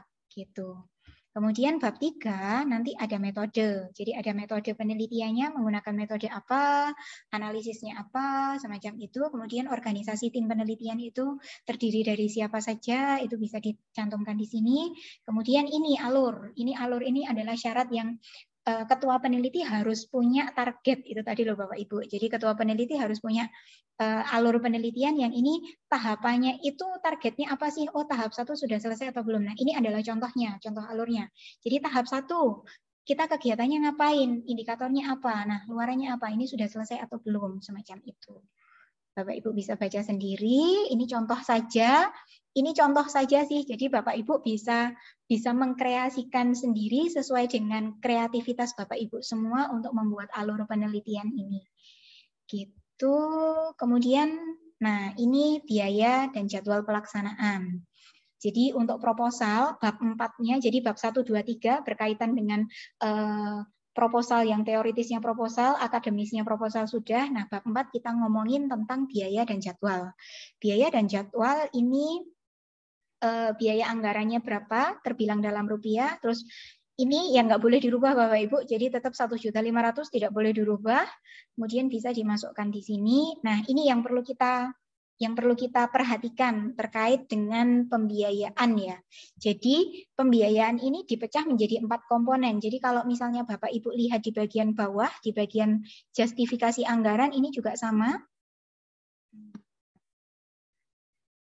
Ini juga terpecah menjadi 4 komponen, yakni komponen honorarium, bahan habis pakai, perjalanan atau sewa, sama pelaporan. Nah, ini sama Bapak Ibu. Kita terpecah menjadi 4 komponen. Nah, masing-masing komponen ini ada batas maksimalnya. Jadi batas maksimal untuk dananya gitu. Nah, untuk honorarium ini disepakati kita menyesuaikan dengan Surabaya 30% dari dana penelitian. Jadi kalau misalnya dana penelitiannya adalah 10 juta, jadi 30% dari 10 juta itu berapa? 3 juta ya. Jadi 3 juta itu dimasukkan ke honorarium. Nah, 7 juta yang lain itu bisa dimasukkan ke pos-pos ini, 3 pos yang di atasnya ini gitu. Jadi untuk pos yang habis pakai itu maksimal itu 70%. Kalau kurang boleh, berarti maksimalnya 70%. Berarti kalau misalnya 10 juta maksimalnya adalah 7 juta bisa digunakan untuk penggunaan bahan habis pakai. Kemudian untuk biaya perjalanan maksimal 40%, untuk pelaporan ini terkait dengan penggandaan, penjilitan dan sebagainya maksimal 5%, semacam itu. Begitu. Kemudian ini jadwalnya ada 12 bulan. Jadi ada 12 bulan yang nanti bisa dikasih hitam-hitam atau kuning-kuning atau terserah gitu sesuai dengan kreativitasnya Bapak Ibu. Bapak Ibu bisa menjelaskan kegiatan 1 ngapain, misalnya pembuatan proposal mulai dari bulan 1. Bulan 1 ini adalah dihitung dari bulan Agustus gitu.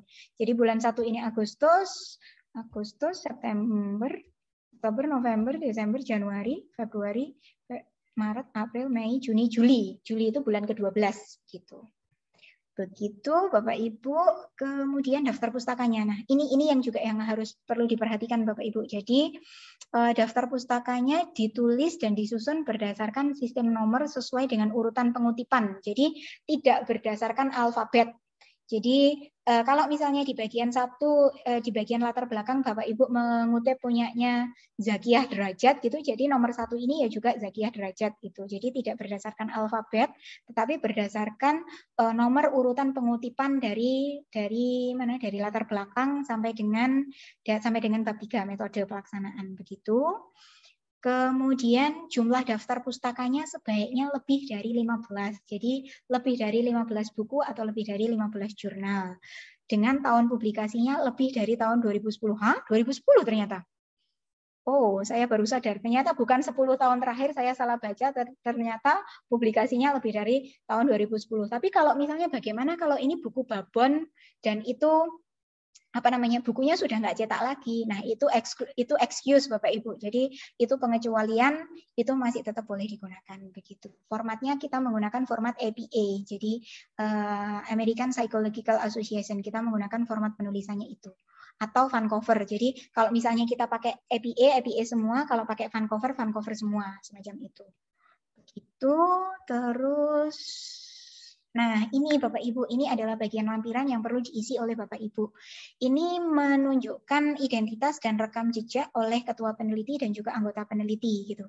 Jadi ini ditulis, diisi semua. Ini bedanya dengan tahun lalu adalah ini Bapak Ibu. Terkait dengan pengalaman penelitian diambil 5 tahun terakhir saja. Berarti kalau ini 2021 berarti penelitian 5 tahun terakhir adalah tahun berapa? 2015-an gitu. 2015 begitu. Tapi penelitiannya itu bukan skripsi dan juga bukan tesis gitu. Kemudian pengabdian masyarakatnya juga diambil dari 5 tahun terakhir. Kemudian publikasi artikel ilmiahnya 5 artikel terakhir. Kalau ini bukan 5 tahun terakhir, tapi 5 artikel terakhir lah. Kalau misalnya Bapak Ibu menerbitkan jurnal pada tahun 2000, tapi itu 5 tahun terakhirnya 5 artikel terakhirnya Bapak Ibu, ya dicantumkan saja gitu. Kemudian pemakalahnya itu juga oral presentation-nya itu 3 presentasi terakhir gitu. Entah tahunnya itu tidak terhitung. Kemudian karya bukunya itu 2 buku terakhir yang dikaryakan atau yang diterbitkan gitu. Kemudian HKI-nya, perolehan HKI-nya 2 perolehan terakhir. Terus perumusan dalam merumuskan kebijakan publik 2 tema terakhir yang dirumuskan. Kemudian mendapatkan penghargaan 2 penghargaan terakhir gitu. Itu semua kemudian nanti dikasih tanda tangan, dikasih nama lengkap dan NIDN. Gitu. Nah, kalau misalnya penelitinya lebih dari 1, Bapak Ibu bisa copy paste ini, anggota peneliti di copy pastekan, ditaruh di bawahnya. Begitu. Ini saya cuma menyiapkan yang ketua peneliti dan anggota peneliti 1 saja. Gitu. Kemudian Bapak Ibu kami minta tolong untuk mengisi surat pernyataan originalitas. Ini tidak perlu ada kop surat, jadi memudahkan Bapak Ibu juga. Jadi ini pernyataan originalitas yang mengisi hanya ketua pengusul saja. Jadi ada nama, terus habis itu pangkat atau golongan, terus habis itu jabatan fungsional dan sebagainya. Begitu Bapak Ibu. Kemudian ada judulnya bersifat original dan belum pernah dibiayai oleh sumber dana lain. Semacam itu. Kemudian yang ini adalah yang tadi justifikasi anggaran. Begitu. Saya rasa Bapak Ibu bisa melihatnya. Kemudian kalau untuk laporan, saya harus buka yang tadi ya. Kalau untuk laporan, ini Bapak Ibu tinggal ganti. Jadi ini saya singkat saja karena sepertinya waktunya sudah siang. Saya singkat saja yang bagian laporan ini tinggal diganti yang ini Bapak Ibu. Jadi yang bab 1, 2, 3 ini masih tetap. Mana? Oke. Ini jadi bab 1, 2, 3 masih tetap, hanya yang berpindah adalah ini. Kalau di bagian tadi itu kan ada tujuan ya, kalau di sini kan ada tujuan luaran di bab 2 nanti pindah ke bab 4. Itu. Jadi bab 1, 2, 3 masih tetap, bab 4 dari biaya dan jadwal ganti hasil penelitian dan luaran. Terus yang tadi di bab 2, yang target luaran di bab 2 nanti pindah ke sini, capaian target luaran di bab 4. Kemudian penutup ada saran, kesimpulan, dan rencana tindak lanjut. Itu untuk laporan. Begitu. Kemudian untuk yang Abdimas, oke.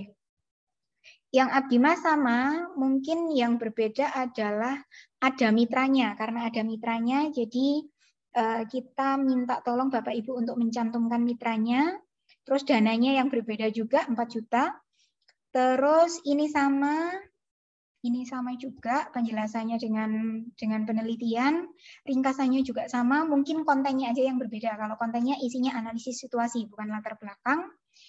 Sama ini Bapak Ibu, sama pendahuluan. Jadi kalau pendahuluan isinya analisis situasi, permasalahan, solusi, tujuan, sasaran, dan target luaran di bab 2, metode pelaksanaan di bab 3, di bab 4 biaya dan jadwal kegiatan. Semacam itu. Kemudian kalau untuk yang laporan, itu yang berbeda adalah ini juga. Yang laporan bab 1, 2, 3 tetap. Yang berbeda adalah, sebentar, ini. Yang berbeda adalah bab, kalau yang tadi di sini kan ada target ya, di bab 2 ada target. Nah, target di bab 2 itu pindah ke bab 4, luaran yang dicapai output, manfaat yang diperoleh outcome, kemudian ada perubahan halayak rasa sasaran, faktor pendukung, dan berhambat. Yang lainnya sama semua. Begitu. Semacam itu Bapak Ibu untuk proposal, untuk template proposalnya nanti Bapak Ibu bisa menyimaknya secara lebih detail sendiri ketika Bapak Ibu mencoba cari inspirasi untuk melakukan pengusulan Abdimas dan juga penelitiannya begitu. Oke, terima kasih Mbak Dinda. Ya, terima kasih Bu Robert. Ini ada satu pertanyaan dari Bu Erlin menanyakan tentang kuota maksimal dalam satu prodi. Apakah boleh mengusulkan berapa penelitian dan berapa Abdimas maksimalnya? Oke, ini sebentar. Kalau untuk ini, karena ini berasalnya dananya dari prodi, jadi masing-masing dosen punya kesempatan satu ya Mbak Dina ya? Ya. Punya kesempatan satu penelitian, satu Abdimas begitu. Jadi masing-masing dosen mendapatkan pendanaan satu skema penelitian dan satu skema Abdimas. Begitu Bu Erlin. Ada lagi Bapak Ibu yang mau bertanya tentang skema yang baru ini? Saya Bu Endang, monggo silakan. Mohon dicek lagi ya Bu Robik ya. Jadi untuk Abdimas itu satu prodi 3. Oh 3, oh ya maaf Bu. Ya sementara ini tiga proposal dengan itu. Kemarin kan hanya 2 dengan dana 500. Ini kemudian sudah ditingkatkan 1 juta tetapi per prodi 3. Silakan Pak Prodi mengatur sendiri. Baik Bu. Iya, saya akan coba. Untuk penelitian masih sama ya Bu ya? Satu-satu. Semua dosen berhak untuk mendapatkan, tapi kalau untuk pengabdian sampai saat ini baru 3 proposal dengan dana masing-masing 1 juta. Terima kasih. Oke, baik. Terima kasih banyak Bu Endang. Terima kasih Bu Endang. Ada lagi Bapak Ibu yang mau bertanya?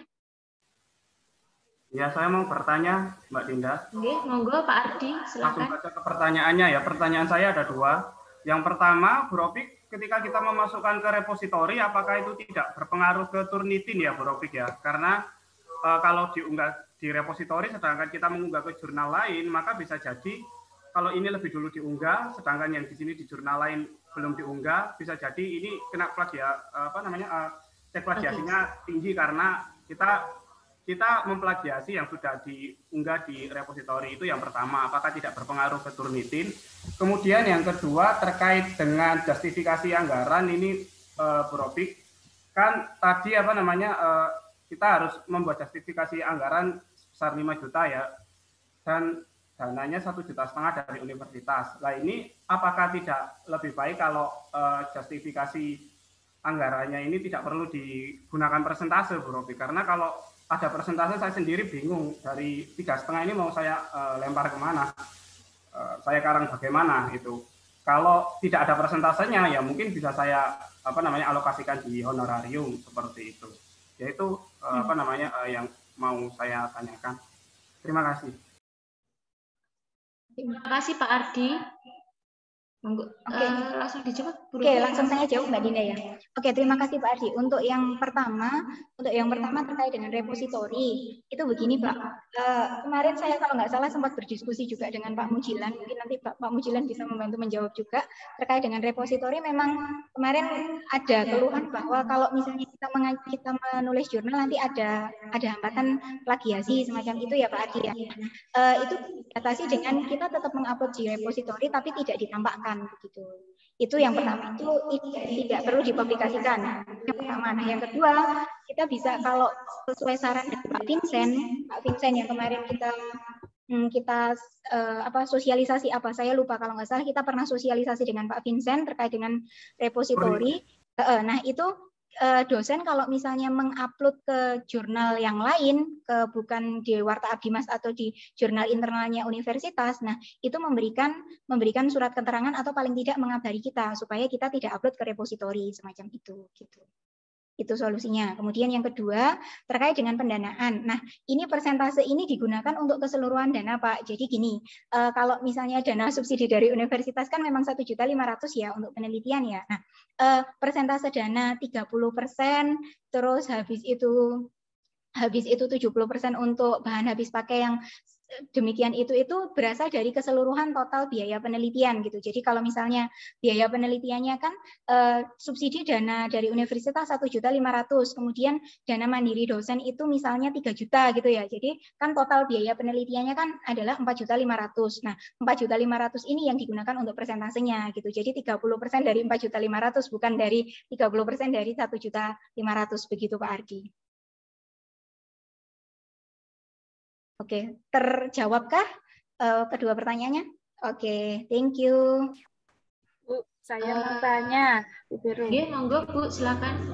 Itu sudah saya cek di Mbak Dinda. Tadi saya agak sedikit menyimaknya agak kabur. Untuk penulisan daftar pustaka tadi ada 2 alternatif ya, pakai apa sama found cover. Nah, kalau pakai apa itu sebenarnya urut abjad, tapi kalau pakai yang satunya memang urut citasinya ini yang dipakai salah satu atau dua-duanya. Artinya gini loh, boleh milih salah satu atau harus yang urut citasinya gitu loh, karena beda kan itu. Kalau menggunakan apa biasanya urut abjad dia mengurutkan sendiri, tapi kalau diatur urut citasi dengan angka 1, 2 kan berarti pakai yang satu. Iya.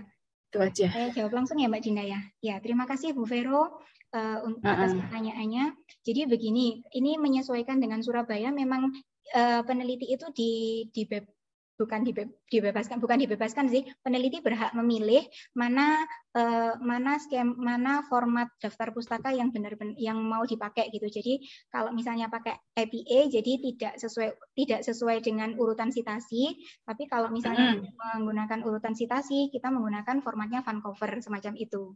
Ya, wis, berarti kita boleh pilih salah satu ya? Boleh. Oke, terima kasih Bu. Ya. Atau mungkin begini, supaya kita seragam, kita sepakati bareng-bareng kah? Supaya nanti saya ubah saja. Yang lebih enak ya pakai itu, APA itu. APA saja? APA kan otomatis mengurutkan, kalau harus membuat nomor lagi kan nanti. Ya. Lebih enak yang IPA itu. Baik, supaya nanti, ini kan sekalian nanti Bu Vero dan teman Bapak Ibu yang lain kan juga menjadi reviewer, jadi mungkin bisa kita ubah juga, kita sepakati kalau untuk Madiun kita menggunakan format APA gitu saja ya. Iya. Oke, terima kasih banyak. Itu lebih mempermudah citasinya. Ya, baik, terima kasih banyak Bu Vero. Terima kasih Bu Vero. Ada lagi Ibu yang mau bertanya atau menambahkan? Menambahkan Mbak Dinda. Iya, monggo Pak Mujilan. Ya, karena tadi Bu Robik menyebut saya ya. Ya, tapi tolong Pak. Jadi yang pertama tadi yang saya catat repositori dan HR ya. Oke.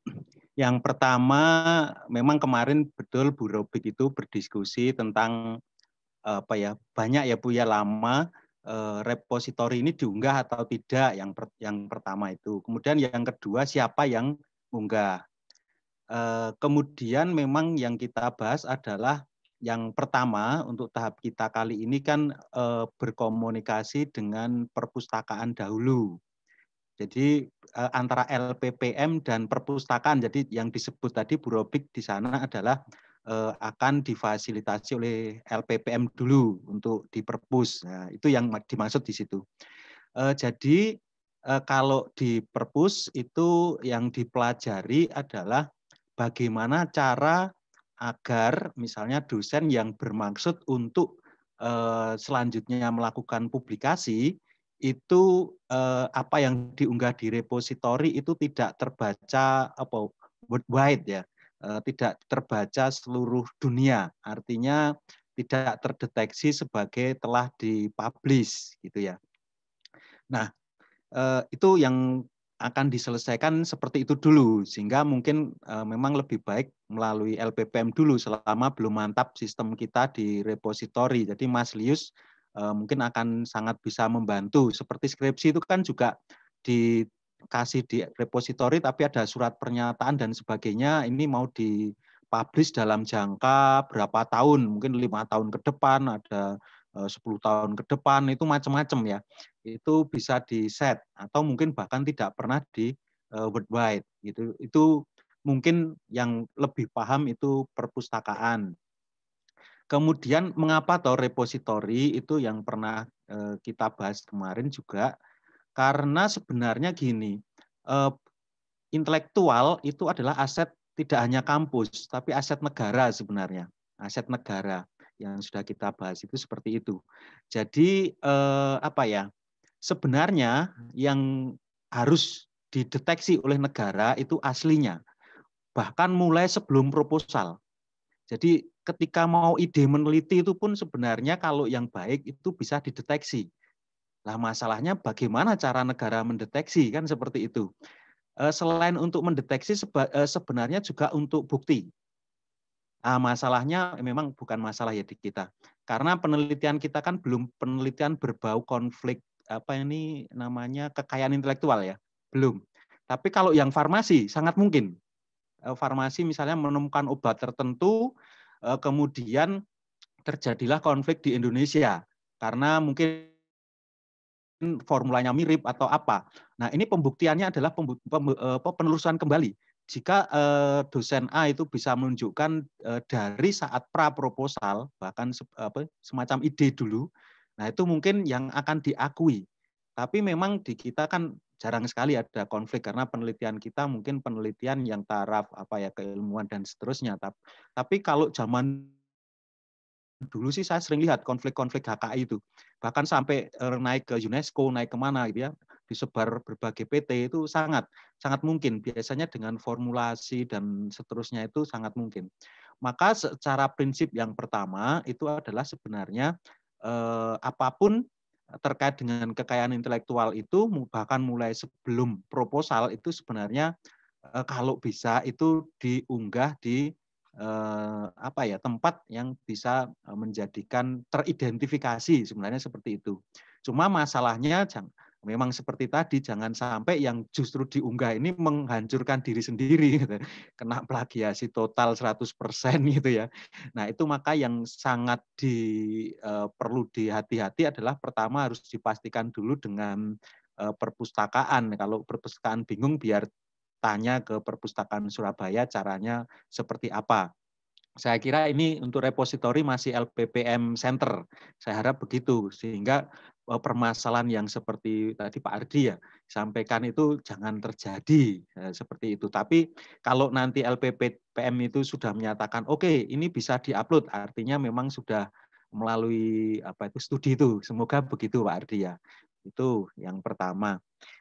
Kemudian yang kedua ini kan ada dana mandiri yang dimasukkan honorarium. Kalau saya berpendapat sih sebaiknya jangan, honorarium jangan. Karena kalau kita ikut di apa itu penelitian dikti atau apa itu kan tahun berapa itu honorarium dicoret itu, nggak boleh. Sehingga kalau kita mengacunya ke dikti, kan kita katanya belajar untuk mirip dengan dikti, maka honorarium pun akan dicoret. Itu yang pertama. Jadi oleh DPR dicoret, itu yang pertama. Kemudian yang kedua aneh juga. Jadi kan gini, kita dapat 1,5, kita memberi modal 3,5, tapi kemudian masuk honorarium diri sendiri lagi. Itu kan aneh juga. Loh, kalau begitu nggak usah ditulis saja, mesti asesor akan bilangnya begitu. Dari diri sendiri dikasihkan diri sendiri, itu kan aneh. Nah, tetapi kalau dikti mungkin boleh ketika diinkludkan itu apa ya namanya, kegiatan. Jadi mungkin bukan honorarium loko-loko honorarium ya, tapi mungkin oh ya saya mengundang dosen 5.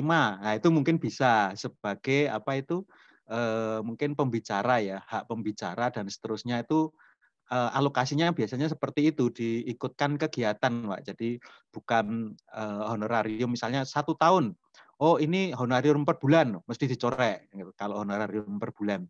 Atau mungkin honorarium per tahun karena sudah melakukan penelitian. Mungkin kalau di dikti pun akan dicoret dan asesornya akan mungkin juga dari dikti. Maka persepsinya mesti akan mirip. Jadi kalau sebaiknya kalau memang bisa honorarium dihindari, jadi tidak mencantumkan honorarium yang loko-loko honorarium ya maksudnya. Tapi kalau include di kegiatan misalnya publikasi, mungkin sosialisasi ke mahasiswa itu saya kira nggak masalah Pak. Jadi misalnya oh ada tim mahasiswa kemudian mengundang. Nah itu bahkan mungkin dikasih transport 100 gitu nggak masalah karena ada di SBU ya, standar biaya umum. Nah patok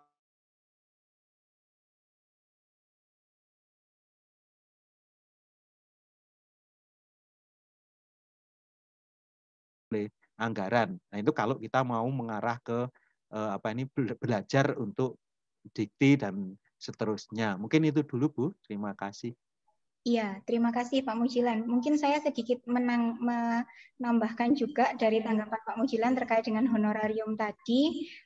Memang benar Pak Mujilan. Jadi di bagian kami, di bagian proposal memang benar kalau misalnya logo honorarium itu tidak boleh digunakan gitu. Jadi yang boleh digunakan adalah honorarium untuk laporan peneliti ini, maksudnya yang riset, yang meneliti, melakukan penelitian, laporan, pengambil data, pengolah data, atau yang tadi kalau misalnya kita melakukan pengabdian masyarakat untuk narasumber macam itu. Jadi bukan logo-logo karena kita meneliti terus kita loko-loko dapat honor, tidak semacam itu. Jadi bisa dialihkan ke yang lain begitu. Jadi untuk mempertegas saja, jadi honorarium digunakan bukan untuk honornya peneliti sebagai oh ini apresiasi sebagai gaji, tidak semacam itu, tetapi karena kita mengolah data, kita melakukan analisis data semacam itu begitu. Oke, terima kasih Pak Mujilan atas tambahannya. Terima kasih Pak Mujilan, terima kasih Robik. Mumpung ini masih ada waktu 15 menit sebelum kita mengakhiri acara kita hari ini, ada yang bertanya lagi Bapak Ibu? Atau yang mau menambahkan lagi?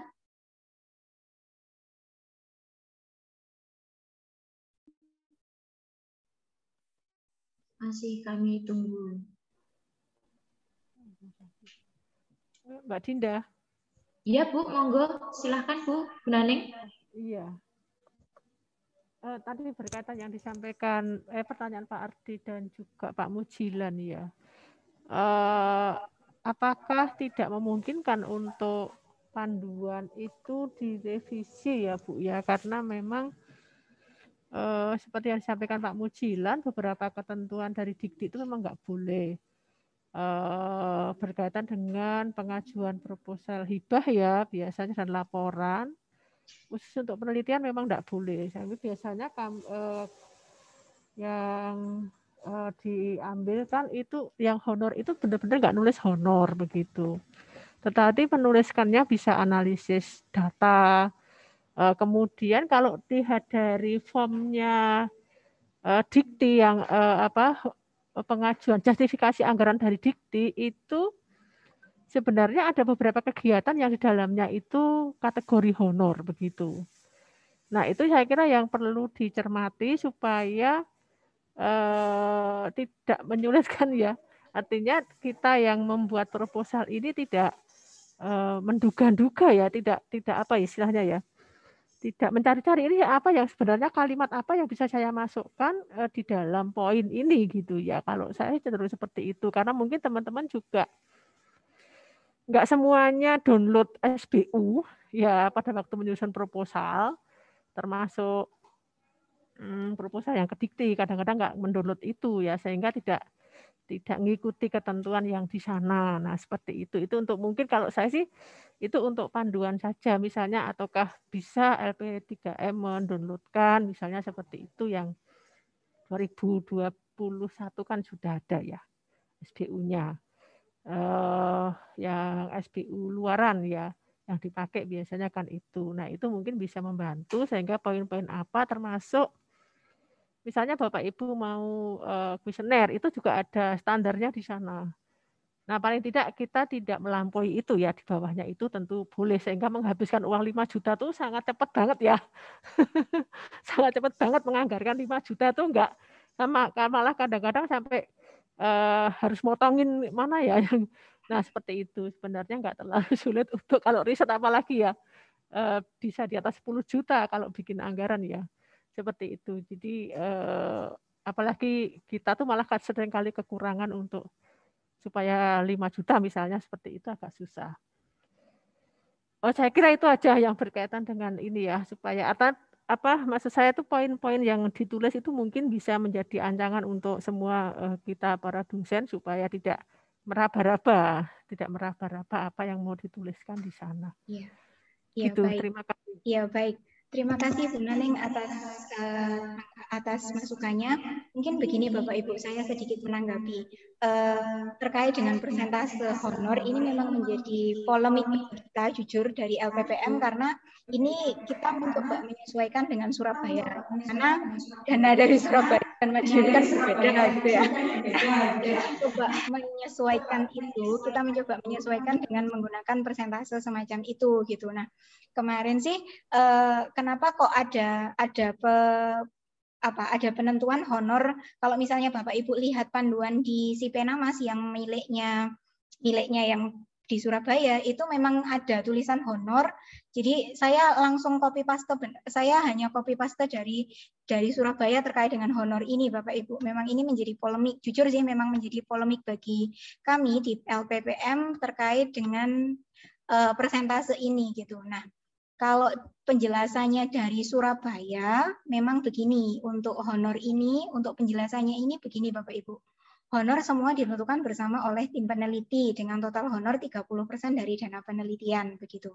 Nah, mungkin kalau misalnya berdasarkan masukan dari Bu Naning, saya nanti akan coba koordinasi juga dengan ketua LPPM saya, ketua LPPM di Surabaya dengan Pak Hartono, bolehkah kalau misalnya kami merubah persentase ini gitu, karena kan kami kan membuat ini, menyesuaikan ini kan juga pasti Kulon Nuwun dengan Surabaya. Nah, kami juga kalau misalnya merevisi ini juga, kami juga nanti akan coba Kulon Nuwun lagi dengan Surabaya sesuai dengan masukannya Bu Naning. Nah, kalau misalnya begitu, mungkin ini yang akan kita rubah menjadi apa berarti? Honor untuk Maaf Bu Robik, saya tidak mempermasalahkan 30% karena itu ketentuan dikti. Jadi kalau pengajuan ke dikti juga seperti itu. Cuma yang saya maksudkan itu honor ini ya, penjelasannya ini ya Bu. 1, 2, 3 itu nggak boleh. Kalau asisten peneliti masih boleh. Jadi pelaksana lapangan begitu itu masih boleh Bu. Tapi yang ditulis itu adalah analisis data. Seperti itu baru boleh. Tapi kalau punya honor peneliti itu nggak boleh. Ya, baik. Jadi pembantu peneliti itu boleh Bu malahan seperti itu. Oke, baik. Terima kasih Bu Naning. Berarti ini mungkin nanti akan kita yang bagian ini sih, karena ini template pasti bisa boleh direvisi Bu. Kalau berarti yang ini kan ini Bu, kalau ini 30 lalu bawahnya 70 kan sudah habis Bu. Apakah tidak ada poin lain-lain begitu ya? Kalau kita saya ini kan maksimum 40, kalau enggak dibuat ya harusnya kayak 100% toh Bu gitu loh maksud saya. Sehingga kalau ini kan menjadi bingung ya, membacanya bingung. Ini kok 30, 70 sudah 100, di bawahnya ada lagi 40. Karena ini ada tulisan, kalau sepemahaman saya ketika saya membaca panduan ini, karena ini maksimal berarti yang boleh digunakan maksimalnya. Jadi boleh memang harusnya di bawah kurang dari itu begitu Ibu. Saya mendapatkan masukannya. Mungkin ini sih yang nanti kalau saya sih gini ya Bu, apa itu enggak 30, lalu 60, lalu 10 yang lain-lain. Oke, saya catat dulu ya Bu, kalau untuk perubahan. Kalau saya karena gini, kan saya harus mikir ya, 5 juta itu saya ambil 30% dari 5 juta masuk di bagian pertama honorarium. Meskipun nanti kita harus turun-turunkan ini ya, turun-turunkan dari SBU-nya itu kita turun-turunkan supaya cukup untuk masuk di situ, biasanya kayak gitu. Kemudian ya untuk perjalanan dan sewa ini kan bisa lebih turun lagi seperti itu. Artinya kan 100% itu sampai ke bawah ya Bu, sampai poin tolong ke bawah. 4 poin Ibu. 4 poin ya. Nah itu kan kalau yang atas itu sudah maksimumnya 30, karena ini biasanya juga susah banget sih mencapai 30 itu Bu. Iya. Karena untuk analisis data kalau terlalu murah kok yo aneh gitu ya, kadang-kadang seperti iya.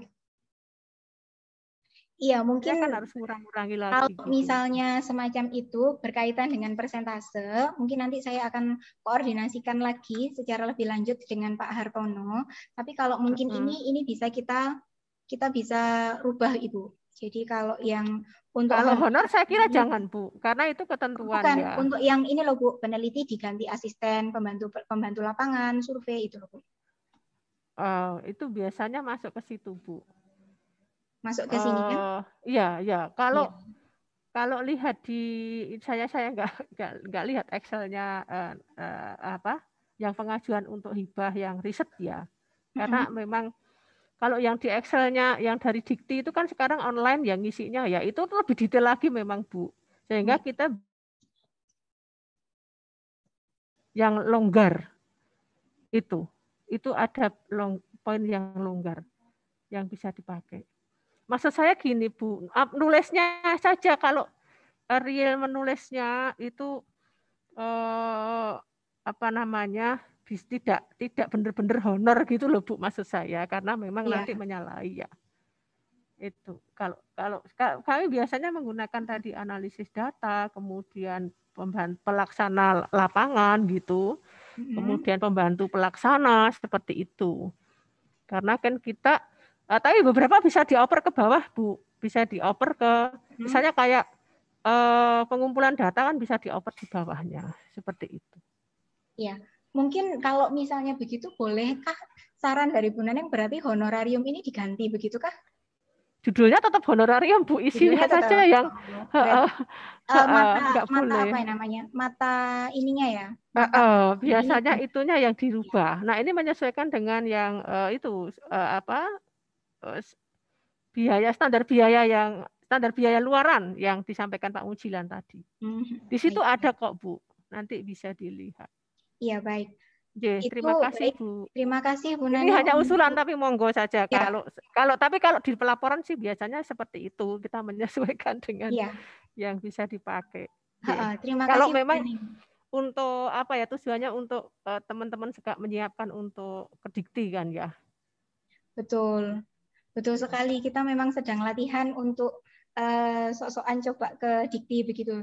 Itu yang masukan itu bisa kami laksanakan, tapi kalau untuk yang persentase akan coba kita koordinasikan lebih lanjut dengan Pak Hartono dulu begitu. Terima kasih banyak Bu Naning. Oke Bu, sama. Mungkin tak sambung pertanyaan Bu Robik. Iya. Saya belum mengikuti perkembangan sih untuk yang panduan penelitian di Dikti dan Abdimas itu apakah honor itu memang masuk? Jadi yang pertama itu mungkin yang perlu dipelajari. Kalau saya sih belum mendeteksi ya, karena waktu itu memang saya termasuk bagian dari korban. Sebelumnya boleh. Jadi honor itu boleh. Tapi ketika waktu itu saya maju itu jadi korban menjadi tidak boleh. Jadi ya pontang-panting ini bagaimana terlanjur diserahkan ke orang waktu itu. Orang luar termasuk pelaksana pembantu dan seterusnya itu, seoreti semua itu. Nah, itu yang jadi pertanyaan saya. Sehingga takut saya itu cuma ini satunya. Jangan-jangan yang pedoman di Surabaya ini masih mengikuti yang lama, itu saja takut saya. Itu terima kasih. Itu yang menjadi Pak Mujilan, saya lihat di namanya apa itu ya? Itu biodata itu masih lama itu Bu. Model biodata lama itu.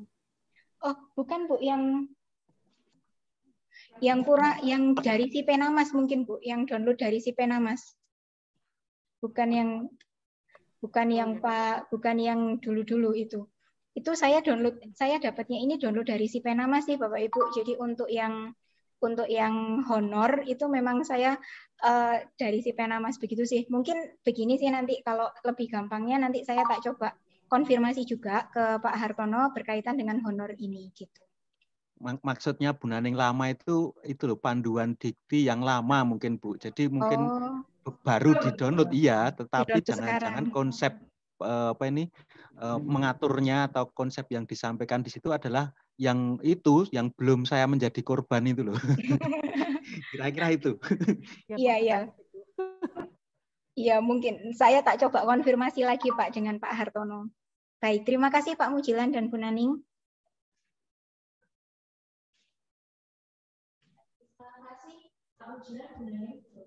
Kamu masih mute. Masih mute. Iya, kenapa? Sudah. Iya, terima kasih Bu Naning, Pak Mujilan sama Bu Robik. Ini berhubung waktunya sudah mepet, waktunya mau selesai. Kita akhiri sampai di sini dulu.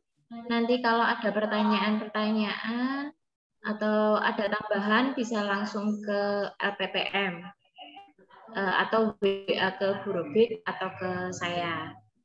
Gitu aja. Sebelum kita akhiri, saya minta Bapak Ibu open cam dulu buat foto. Biar ada ini arsipnya. Kamu sudah isi. Oh, iya.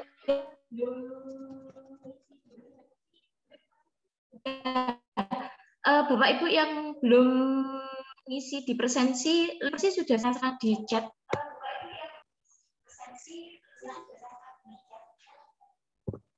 Minta tolong presensinya diisi ya Bapak Ibu.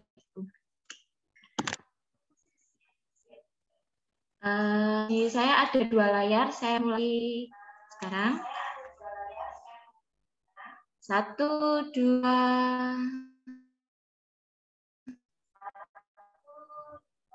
3. Sebentar.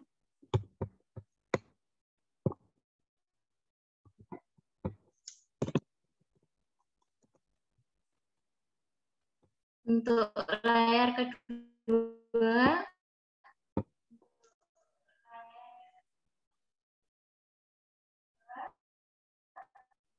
saya mulai 1.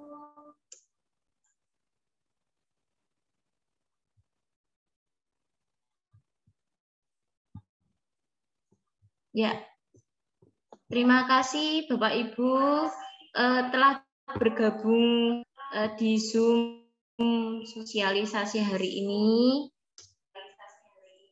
Semoga tahun depan penelitian dan Abdimasnya bisa berjalan dengan lancar. Sebelum kita tutup, saya akan memimpin doa dengan secara Katolik. Dalam nama Bapa dan Putra dan Roh Kudus. Amin. Ya Allah Bapa yang bertata di kerajaan surga, terima kasih banyak atas berkat dan penyertaan-Mu, sehingga kami dapat menjalani kegiatan sosialisasi ini dengan keadaan yang baik.